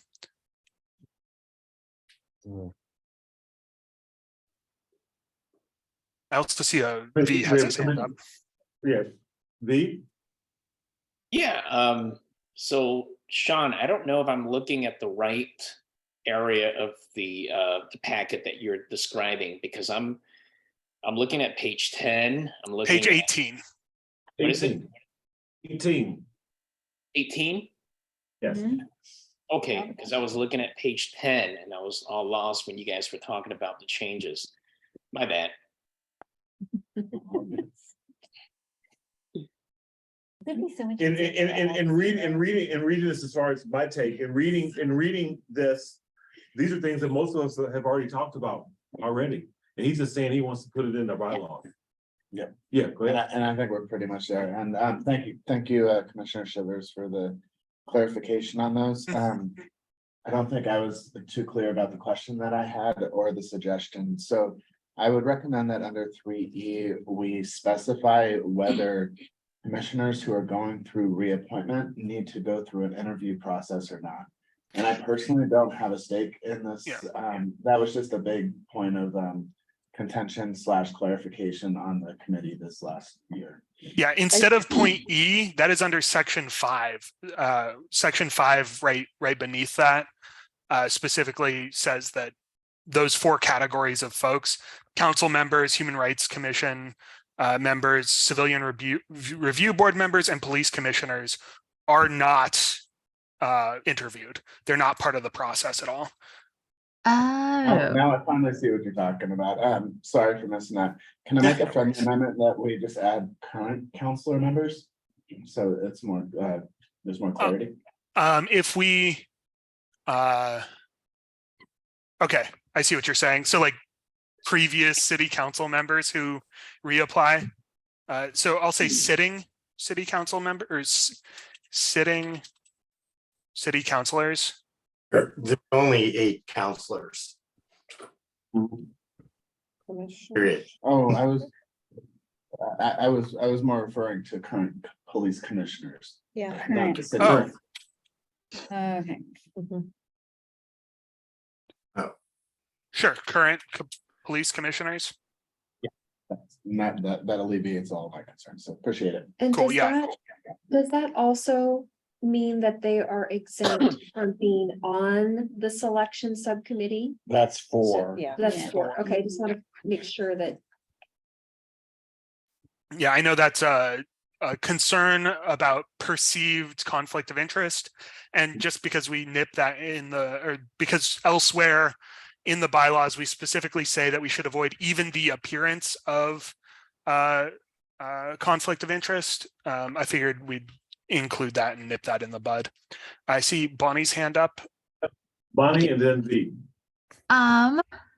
If I may talk about a different part, where it says the recommendation subcommittee shall, and D, provide the mayor with a number of recommendations at least equal to the number of open seats if possible. I guess I'm wondering, like, what if you strongly feel like some of the people that are applying shouldn't be a part of it, and like they all agree, it's just like, well, I don't feel comfortable recommending anybody, so couldn't we just say no? Like, couldn't we just like not? I don't know if that would ever be the case, but like, let's say you have some like really like just not great people. I do agree with that, and I see what you're saying, like, and that's what I'm saying. If the 3 members nominate somebody, I do think that the board as a whole should be able to review those nominations. Let me. Right. What we're trying to do is, they were all the committee. Then we don't have you said that was the best. They were all the committee. And what we're trying to do is we're trying to, first of all, we're trying to get who wants to be on a subcommittee, because we're talking about your time. Yep. And I have to recognize that your time is valuable. And sometimes there's certain things that we have to say, we need someone who has it as passion to maybe do it as a subcommittee, and then maybe you can kind of report back to us as far as your efforts and so forth, and then that's it. But for us, then everything that we do would always be us. So I'm content. It's almost like I can work with anyone that your subcommittee has suggested for for this body, because if you feel that they're worthy of one vote, they're worthy of one vote, and we move on from there. Yeah, Go ahead. To address Bonnie's point directly, I would take that as a friendly amendment to strike subsection D from point 3. We can trust the subcommittee to recommend who they're going to recommend. We don't need to include So that in yeah, the bylaws. so we're striking number D. Yep. D. Yep. Okay, strike D. And I'm Okay. also taking notes, so I will make sure to send those to Holly Thank you, as Sean. well. Commissioner V. Yeah, so this last interview for re-election, I mean, for the open seats, and I recall you, Mr. Chairman, and Commissioner Shiver and myself, we wanted to reapply to be reappointed. Mhm. And so I was wondering if that needs to be in there somewhere where, incumbent commissioners are exempt from the interview process. Section 5 of my proposal explicitly addresses that and says Section 5? I thought it was Sec- Not item 5, but section 5, right? yeah, so Article 3, number 5 exempts the 4 people that have already gone through the city council process. Okay, I see it. Oh. Okay. Oh, sorry. Then what does 4 mean? Isn't 4 saying that you're 4 not- means that we can't sit on the subcommittee to recommend. We can't interview ourselves. Yeah. And again, this is all coming up because of this last process. All these questions came about, and Sean has taken it. I really appreciate him taking a stab at this, because I think it's really going to help clarify and help, address some of these things if it was to come up again. Well, yeah, it came up this time. It came up the time before. It came up the time before that. It's sort of a perennial issue because we haven't had it in the bylaws. So, Well, Sean, one recommendation I would make is that, we make it a little more apparent than adding into that long sentence. I think we ought to create something else with that. Should I make What would it? you recommend? What would you Like recommend? Well, maybe like an A or something like that on the bottom. Yeah. So the following appointments are exempt from the subcommittee process, and then make it A. Okay, I can do that. Yeah. Well, what if we just shortened it and took out the counselor members, Human Rights Commission liaison, Civilian Review Board liaison, and just simply said current commissioners? Because all of them are exempt from the process anyway, and I don't want people to trip over it in the future Okay, how and about try this? to interview the city councilors or something. How about this? Right. We just say, those who are exempt, are, and then we make bullet points. Yeah. Yeah. Mm. It just stands out more. I mean, if I'm looking at this and I don't know if it's late at night or what, but I'm missing that part. And I'm pretty sure, somewhere down the line, somebody else could miss it, if they're on the interview subcommittee. Yeah. He's gonna add it. He's gonna add it. Next, Commissioner Dominguez, you have a question? Or More just really briefly, I'll keep it brief. Facetious comment. It's kind of weird that members of the commission shall be city residents or residents of the urban growth boundary, but the police that we commission are not required. Just saying that that's weird. Anyway, that's all. Yeah. So Police commission members are required to live in the urban growth boundary or city of Eugene. Yeah, I'm Yes, on the but the police website are and not. it says- Oh, So- well, that- Because that's a No. job, not. Yeah. yeah, that's a job. Well, and they're getting paid I for it. know, no, but I no. feel like they should represent. I'm just saying. That's just- Bonnie, Oh, you Sorry. should. Okay, I'll keep it brief. Yeah, no, that is fully within your rights as a motion to strike that section. I would probably vote for it myself because it excludes homeless folks who don't have an address here. The Civilian Review Board, I believe, does not have that requirement. But Oh. Okay, Councilor Zelenka? It doesn't exclude homeless folks. We've had people apply that have been Excellent. homeless. But the buying to your point, boards and commissions have to be from the city of Eugene because they're representing the city of Eugene, right? So they need to be in the urban growth boundary in the city. I know, sorry, I was Employee- being facetious because what I was Right. saying, do you understand my And other that's true point of though? all boards and commissions. And the only employees that have a requirement to live in the city are actually the executive managers and the city. All I manager. meant was that I wish that our police also had that same requirement as our requirement. That's all I actually meant. You have a question? Actually, I'd like to make a motion that we insert sections 2 through 5 with the recommended edits that we've discussed thus far. Okay. And do we have a second? I second that, yeah. Thank you.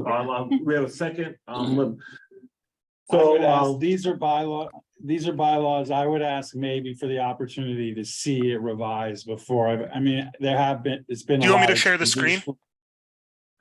Yeah, if Yeah. you're doing it in real time, that's fine Yeah. with me. I just I don't am. want to, but I've kind of lost where. I appreciate that. Thank you. Yeah, bylaws are serious. Can you see my shared screen? Yes. Yeah. So this is the one we just talked about here. He's taken off D, the whole D, he took it off. And I also took off D. Thank you. That was very helpful. I am prepared to vote. Okay. Are we voting on each section that's being proposed? It's sections 2 through 5, the with That's it, addressing yeah. the subcommittee. So that is the motion on the floor. Dallas, since you're in the room, do you want to do all the calling for it?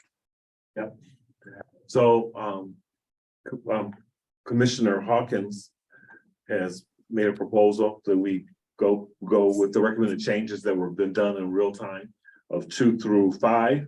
And Commissioner Lemon has seconded. Those in favor of this, please indicate by saying aye. Aye. Those opposed, say no. So the ayes have it, and that will be added to our bylaws. Do we have any other recommendations for bylaws? Oh, yes. Yeah, I know. So where do we go next? So same page 18. These ones are highlighted in blue because I figured they'd be a little bit easier to get through to talk about. And that is just a clarification on the bylaws, making it a little bit more concise, saying members of the police of the commission shall be city residents, the urban growth boundary, who have demonstrated interest and expertise in police matters, and then including like condensing younger and older into age, removing redundant elements from the list, and adding veterans to the list of folks we want to pay particular attention to ensure diversity, equity, inclusion, and representation for the police commission.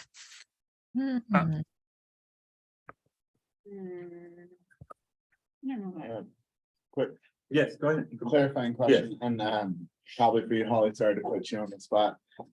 So the main purpose of this is for us to bring our bylaws into compliance with the rest of the committees in Eugene. From the Human Rights Commission, it's my understanding that you can live in Eugene, live within the urban growth boundary, or have an exception that has been granted by the mayor or city council. But I could be completely misinformed on that.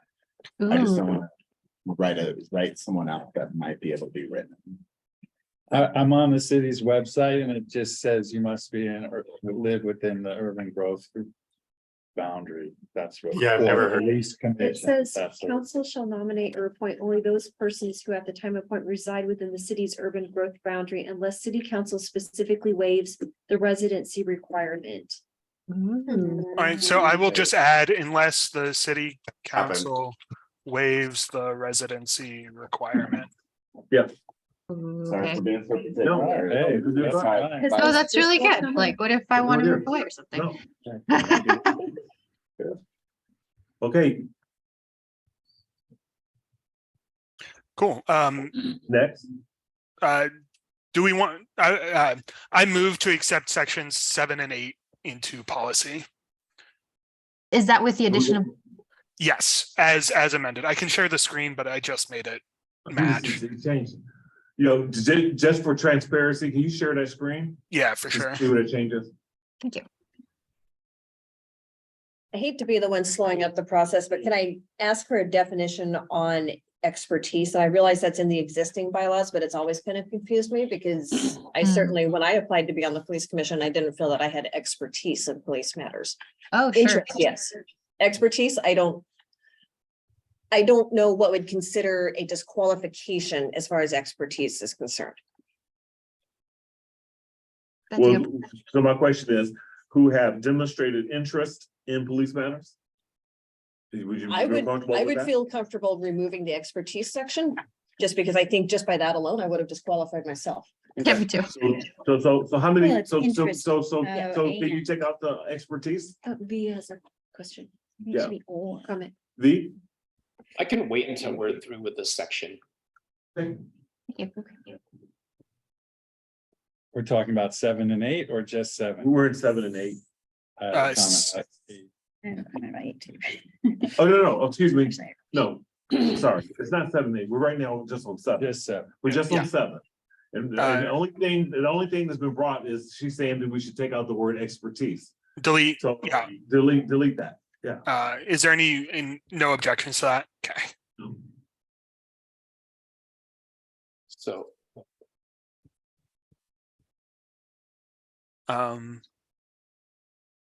Cool. What So is yeah, additional?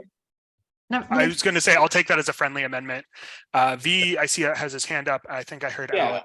thank you. So back to number 7, where, the restriction on applicants, or commissioners have to live in the city. I was wondering if we need to define what that is, because potentially somebody could be here for a few months and live elsewhere. Does that matter, or? No, if they're You have a split resident, residency, you're I not think we totally need to have living it- here, you're here for a few months and you live somewhere else. Interesting. I think, well, I think we should keep it so it mirrors what the boards and commissions is for the Right. city of Eugene and not get down in those weeds is Oh. what you're saying. But I'm sorry, I don't really have a say here. Right. So What I Holly think- said. I think V makes a really good point because I have heard about other places having problems with people that have a residency here, but also live elsewhere and actually are not part of our community. They just have a house here.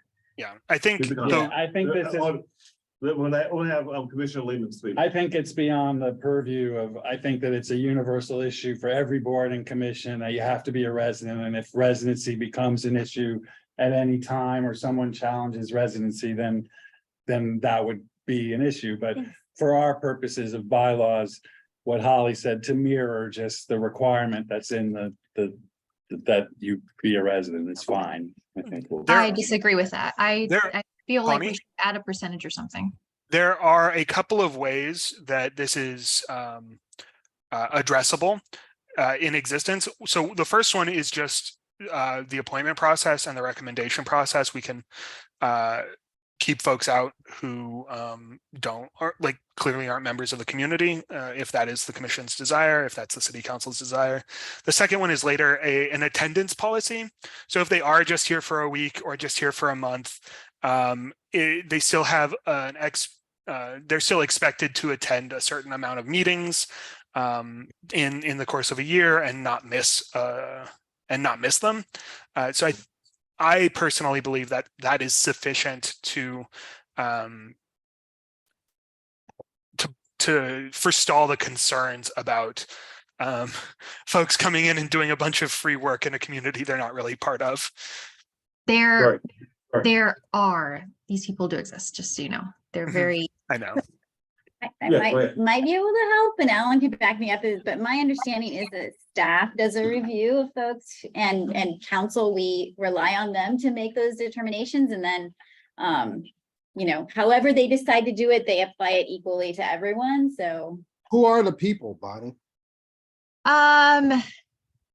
There's this man, I don't want to say his name because he doesn't know me and I'm really glad he doesn't. But there's this man, he participates in the community a lot and he does not actually live here. Yeah. And has stalled and in some people's opinions has screwed up a lot of stuff here in town that he really has no business. Yeah. And I'm sorry, I can't be more specific, but if you ever want to have coffee, we could talk about it. Yeah, I know who you're talking about as well. Okay. I will also say that residency, when you're running for office, requires 50% residency. Since this is a city appointment, I imagine it follows the same legal standards. All right. Okay. Okay, so we're on number 7. Is there any other changes that anyone has to number 7? So we can't put a percentage on that then, like 50% there? I don't think we need to. I think it, No. I think we move with what it says.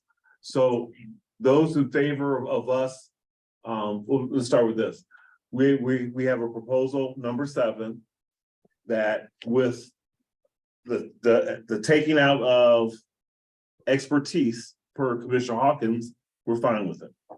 And we see it changed in real time. So those can I have someone that, Point of clarification, I was out of the room. Yeah.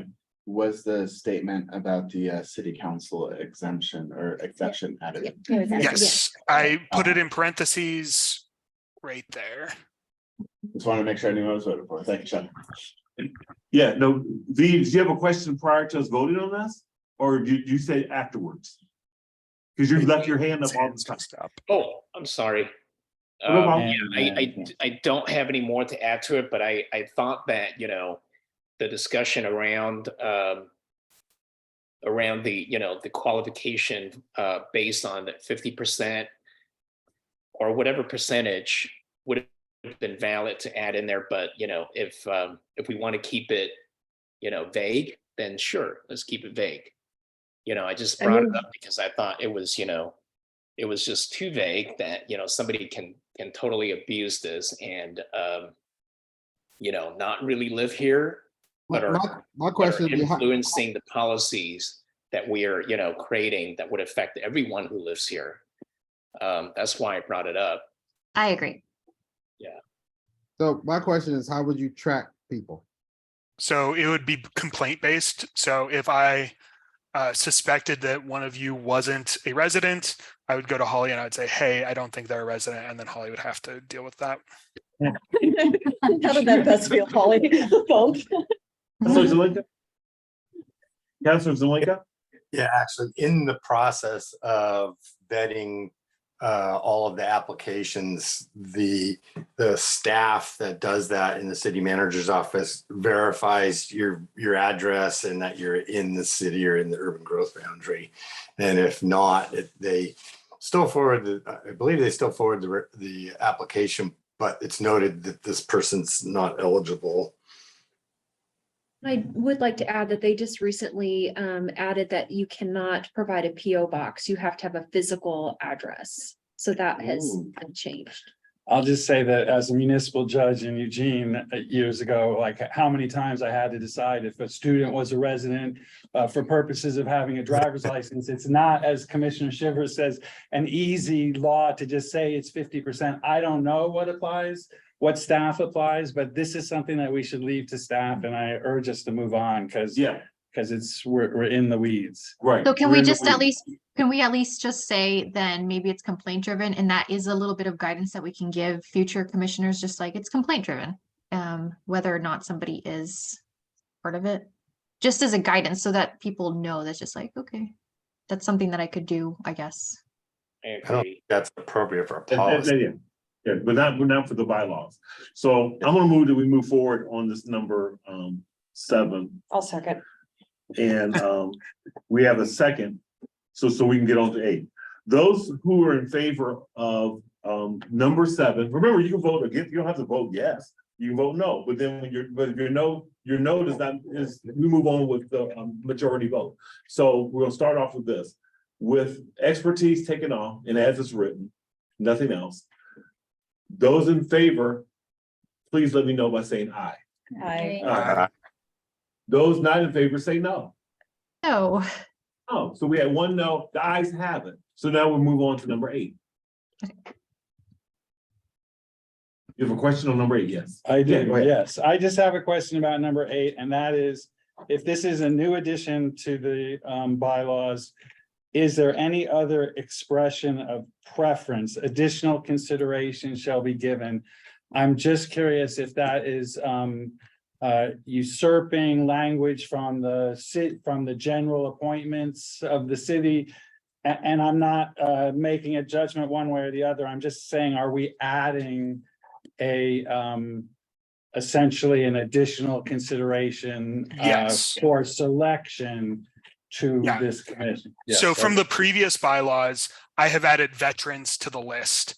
And I have condensed younger and older into age.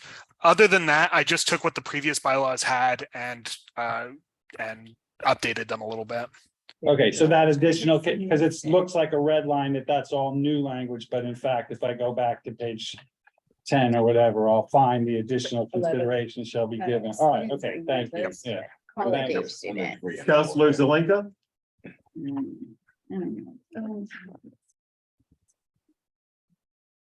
In regards. Oh, you took your hand down. Okay. Then, I think Counselor Yang has a good point about students. what's the question? Because high school students, like, is there an age requirement? Yeah, he changed, it used to be specific about what students. so Okay, page so- 11 stated, students at the University of Oregon and Lane Community College or other higher education institution. The current verbiage leaves it open for high schoolers, honestly. Okay. So can that be corrected to go back to what it said before? I would not take that as a friendly amendment. If there's a high schooler who cares enough about their community to apply, I feel like we should give them the opportunity. I'm just curious if there's an age requirement, That's a good question.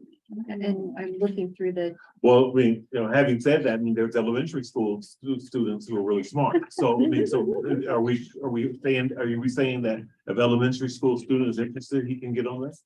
I'm just trying to be on the same. I mean, if we're just throwing out hypotheticals, I don't see a reason why they can't apply and go through the process. Okay, so that's the case. If everyone's in agreement with that, then we leave it as student There's no requirement to reach the age of majority though? or Not 18. That I've ever read. They are also affected by the police. Let's start off, we go with the hand that's up and then I got you next. Commissioner V? Yeah, I was just thinking, we have students on there, on the list, and then we have the language as every effort should be made, to ensure, et cetera, et cetera. What are these efforts, I don't know if we should list it or not, but so far we've had, no students, I mean, we're not talking about college students, we're talking about high school students, right? Are we just now talking about that? I don't think anybody like that has ever applied. I don't know if they even know about this, about the, acceptance of applications. Just a thought that, when we do talk about recruitment again, that we should really consider, how recruitment is being done. Oh, Yeah. are we because- going out to schools and asking students to like? No, I mean, we should do everything we could to advertise to different different groups, because, we're, I don't even think we're doing it. We put it up on the Eugene website, City of Eugene website, and you're depending on people to go there. So we're talking about folks who have, who are minorities. They may not, seniors that are, for example, Chinese seniors, they're not even going to know about that, unless somebody else, stumble onto it and told them about this. I would actually point to you, V, as an excellent example of what every effort entails, which is going to our communities, talking with people and telling them about this. I think you do an excellent job about that specifically. And I think it's intended as per the bylaws before. This section, I don't believe I changed the every effort part. But yeah, I do feel it is the responsibility of commissioners to let folks in the community know about the opportunities that exist.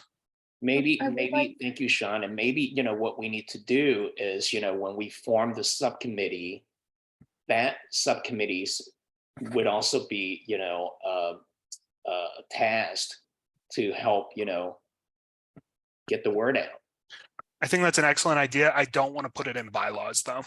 No, Right, no, right. it wouldn't be, Just, a bylaw, ideas. but if someone wanted to make that their, I guess, project, then you do it, and that would take a lot of time. There's a lot of high schools, there's a lot of junior high schools, there's a lot of elementary schools. So for no pay, if you want to find the time to go to every one of those entities and explain to them what we do on this committee, then you move forward and do it. But we're not gonna put it in the bylaws. So according to the City of Eugene Boards, Commissions and Committees Manual, it says it is the policy and intent of City Council that in all City Council mayoral appointments and nominations to each board and commission, every effort will be made to assure representation on the boards and commissions in proportion to the representation of women, ethnic minority group members, the disabled, and younger and older citizens in the population of Eugene Incorporated city limits. So that use of younger could be high school. On the section that Holly's reading, if I may, that you, Sean, you did change, you kept the every effort, which Holly just said, but you did change. It says members may represent the following diverse elements of Eugene. That's what our current bylaws say. And you're proposing additional considerations shall be given to folks who are. And that was my earlier point. This is substantive bylaws change on the selection process, and I'm concerned that it might usurp the city's, the policy statement that was just read from the cities, not even from our bylaws, that we're maybe taking us, even though it's aspirationally, I'm not opining as to the, it's a good aspirational goal. However, I don't think that is a substantive change that I want our group to see that is being proposed here. So. Go ahead. Yeah, so actually I was gonna bring that up because I'm not sure I agree with the additional consideration. I mean, just because I might be someone who's not an educator or a community leader, maybe I work retail on the weekends. Now all of a sudden I'm not as valuable on this committee? I disagree with that. So I understand why someone might think, oh yeah, these people are important and they have great things to share, but often this list is, many of these people already have opportunities to share. It's actually the people not on this list who don't have a place at the table oftentimes. So I don't know, those are my thoughts. But if you work in retail, wouldn't that fall under F, business leaders, or I don't know? Oh, I don't think so. That's not how I would Depending on what you interpret do, I business guess. leaders. Right, and it's 7:45. So let's do this. Here's my recommendation. And we can go from where we're at. From what I'm hearing from folks, that we need to leave number 8 alone. We need to keep it with how it is that. Other than that addition of veterans and active duty military personnel. I think, I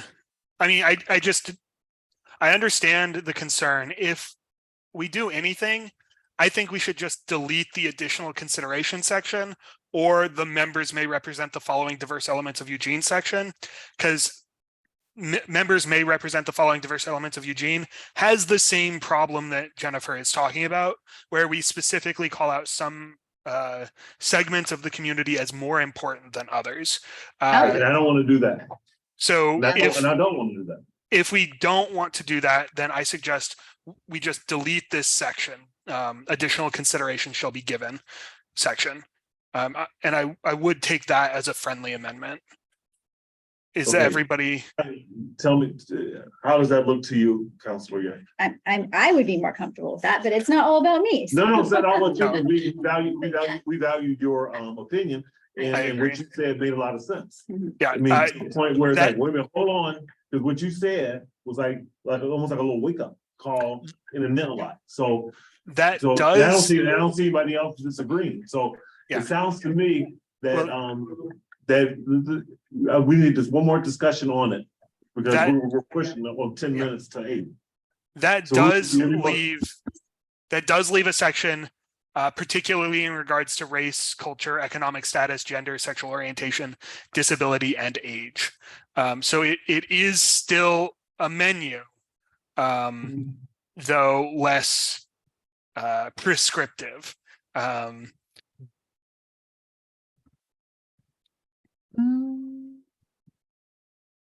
What, it used to say women, ethnic minority group members, people with disabilities, and younger and older citizens in the Yeah. city. That's And what it currently says. Yeah. And- you're trying to change that to race, culture, economic status, gender, sexual orientation, disability, and age. Correct. I think that's fine. Like they're basically kind of the same thing. Yeah, except The instead top of saying page women, 11. Yeah, it's gender, so yeah. Yeah. Which I think is better, probably. Yes, Commissioner Lemon. Thank you, Chair. So if we're gonna take out the additional consideration part, this would be a friendly amendment to Commissioner Shivers, but could we add in faith in regards to, because I figured it was taking care of Yes. the community Oh. leader. But if we're deleting it, then I think it's important. I originally had faith and it did not make it in. So yes, I absolutely consider that a friendly amendment. Thank you. Is everybody fine with what we have now? One final recommendation, instead of Yes. saying all that, why don't we just say particularly in regards to equity, in respect to, equity and inclusion. Instead of adding all these different categories in there, why don't we just say that, that will kind of encompass all of Yeah, that. And then I- future terms that we may have, as well. Oh, that we haven't thought of. I do agree. However, I also like ensuring that the future commissions are paying attention to these things. And as the world changes, it's obviously going to need to be updated again. My only concern is that not specifically calling out considerations means that folks will not think about them. Counselor Zelinka. I'm gonna vote no on this because this is a broader issue than just this commission. That's the direction to the city council about how they select people for all of the boards and commissions. And I think this deserves a lot more thought than what we're giving it here. There's a couple of words in here that I disagree with, so I'd recommend that we delete this and not have this be included.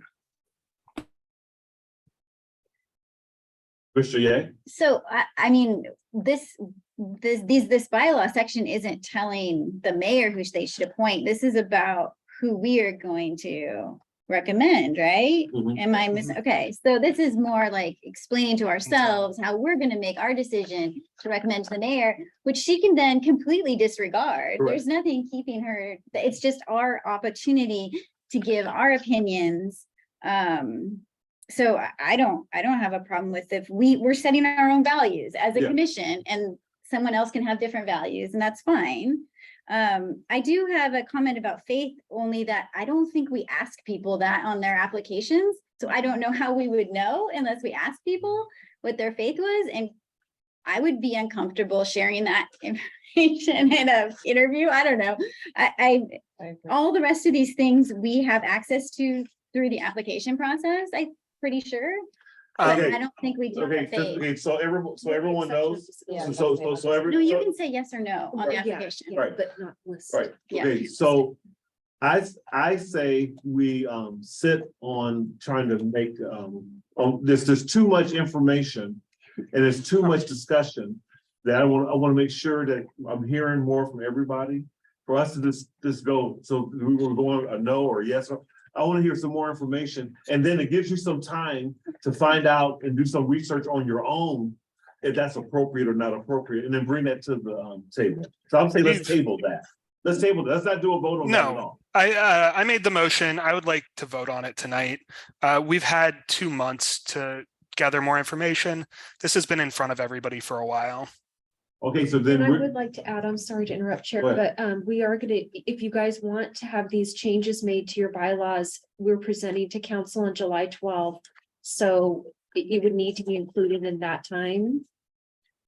okay, so, okay, I can tell you where we're at.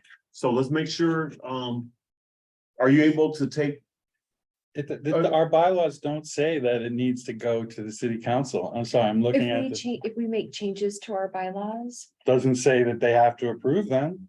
Article 11, amendment of the bylaws. no, These bylaws may be adopted by a majority vote, suspended by a majority vote of 7. It just doesn't say anything about the council. I'm not trying, No. you're the staff, I'm not trying to challenge, I'm just not sure that we have to. I thought, I can double check with city manager staff, but I thought we had to get council's consent. well, let's start with this. We already have it in our there's a version that addresses this, right? There's verbiage that's there. What we're trying to do is amend and change or whatever, and we cannot come up with any verbiage or anything that we could change, and we ain't gonna do it in 5 minutes. So I have to go back to that. We're gonna have to table. We have to table because it's not gonna happen. One of the great benefits of having been a chair 2 times in a row, and now the 3rd time is I know this table and I know the person at this table, and that ain't gonna happen in 5 minutes that we have for our meeting. So we just need to table that and then go at that part again. We I need to mean, move on. I We moved need to move call the things- question. Can we vote Yeah. on it at least? I don't think we can vote on it. Okay. So we have more, and we're not done because we have a lot. So we're not done with this. It's impossible. We can't go through all these bylaws, but as it doesn't mean that we cannot have these bylaws done. But we need more time to go over all of it. Chair Bob, can we maybe have a separate meeting just to deal with this? I think we can probably get through this, in a matter of an hour. No, there's no way. No? No, so it's at least We 2 needed. hours. Sorry, I'm gonna mute myself. Well, we don't have anything on our July 13th agenda at this point. So we could technically use that for further discussion of this, and I can check with the city manager's office to see if our proposed bylaw changes needs to go and get consent through city council. I can find that out right away tomorrow. And Just as a then we have all, okay, let me start by this. Sean, Commissioner Shivers, thank you so much for all this work that you've put in, because this is a lot of stuff. And to rush through it is not appropriate on our part. Because you did not do a rush job making all this stuff, so we shouldn't do a rush job in trying to vote for these things. Although I know these things are important to you, but I'm just saying that at least it gives us something to chew on and move forward. We've already made some progress on this. And then we look at the rest of this at a later date. So, everybody, make sure that everyone gets this. Everyone has this by email. And we already have, and make sure that we already have the revisions that you already done, that you've already voted on. And then we know in that our meeting of the 13th, that's when we tackle the rest. And we're better prepared to tackle the rest because some folk didn't really dig into this till tonight. So it kind of gives a better use of our time. Okay. So having said that, we're going to do a 30 seconds. If you happen to have any closing comments, we're going to go through this in you have about 30 seconds.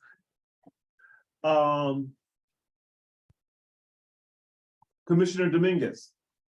Yes, quickly, what does SRS1 mean? SRS2, because when I was reading this, I was really confused. Commented, SRS1, SRS2. I need an answer, please.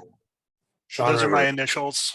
Oh. I did them from Oh. a Google account. Oh, so it was like your own conversation with yourself? I left comments so that when folks read it beforehand, they would know the logic going in and we could knock this out fast. Okay, I that- should that have was left more confusing for me. comments. Okay. Okay, we can move on, folks. Commissioner Booker. Just say congratulations to the new vice chair. Look forward to working with both of you, or congratulations to both of you, actually. Yes. New vice chair.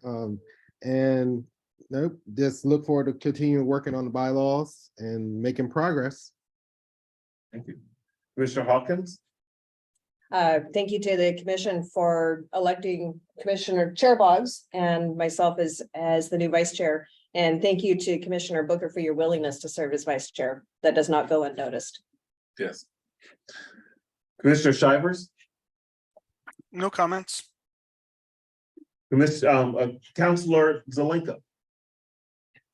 Congratulations, Jacina and Dallas. And Ian, thank you very much for your service. Good luck. Councilor Ye. Yeah, I just reiterate, thank you so much, Ian. It was great working with you. I hope you enjoy the rest of your party tonight. Commissioner Lyman. Thank you, Chair. No comments, just thank everyone for their hard work and the work that we do. Thank you. Commissioner Lemon. Yeah, thank you, Chair. I just wanted to thank you, Commissioner or Vice Chair Dominguez, and also thank you, Ian, gonna very much be missed. And then, of course, congratulations, Commissioner Hawkins and Chair Boggs. So, and I just appreciate all of your time and energy. Eugene is very lucky to have us sitting here, and especially all of you. Thank you.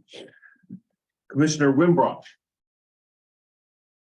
Just wanted to say congrats to the chair and vice chair. Thank you so much, Bonnie, for your service as vice chair this past year. Sorry that all of y'all got exposed to a couple of pre-Midwestern wedding festivities.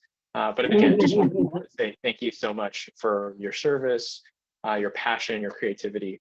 Sean, I know the bylaw changes are going to happen soon, happen without me. But again, just super humbled and really grateful to have been able to have learned from y'all, and please reach out to me. I'll be in Eugene for a little while longer until I complete my graduate degree. Thanks again. And then for my closing, my day was made. It was a pretty slow day.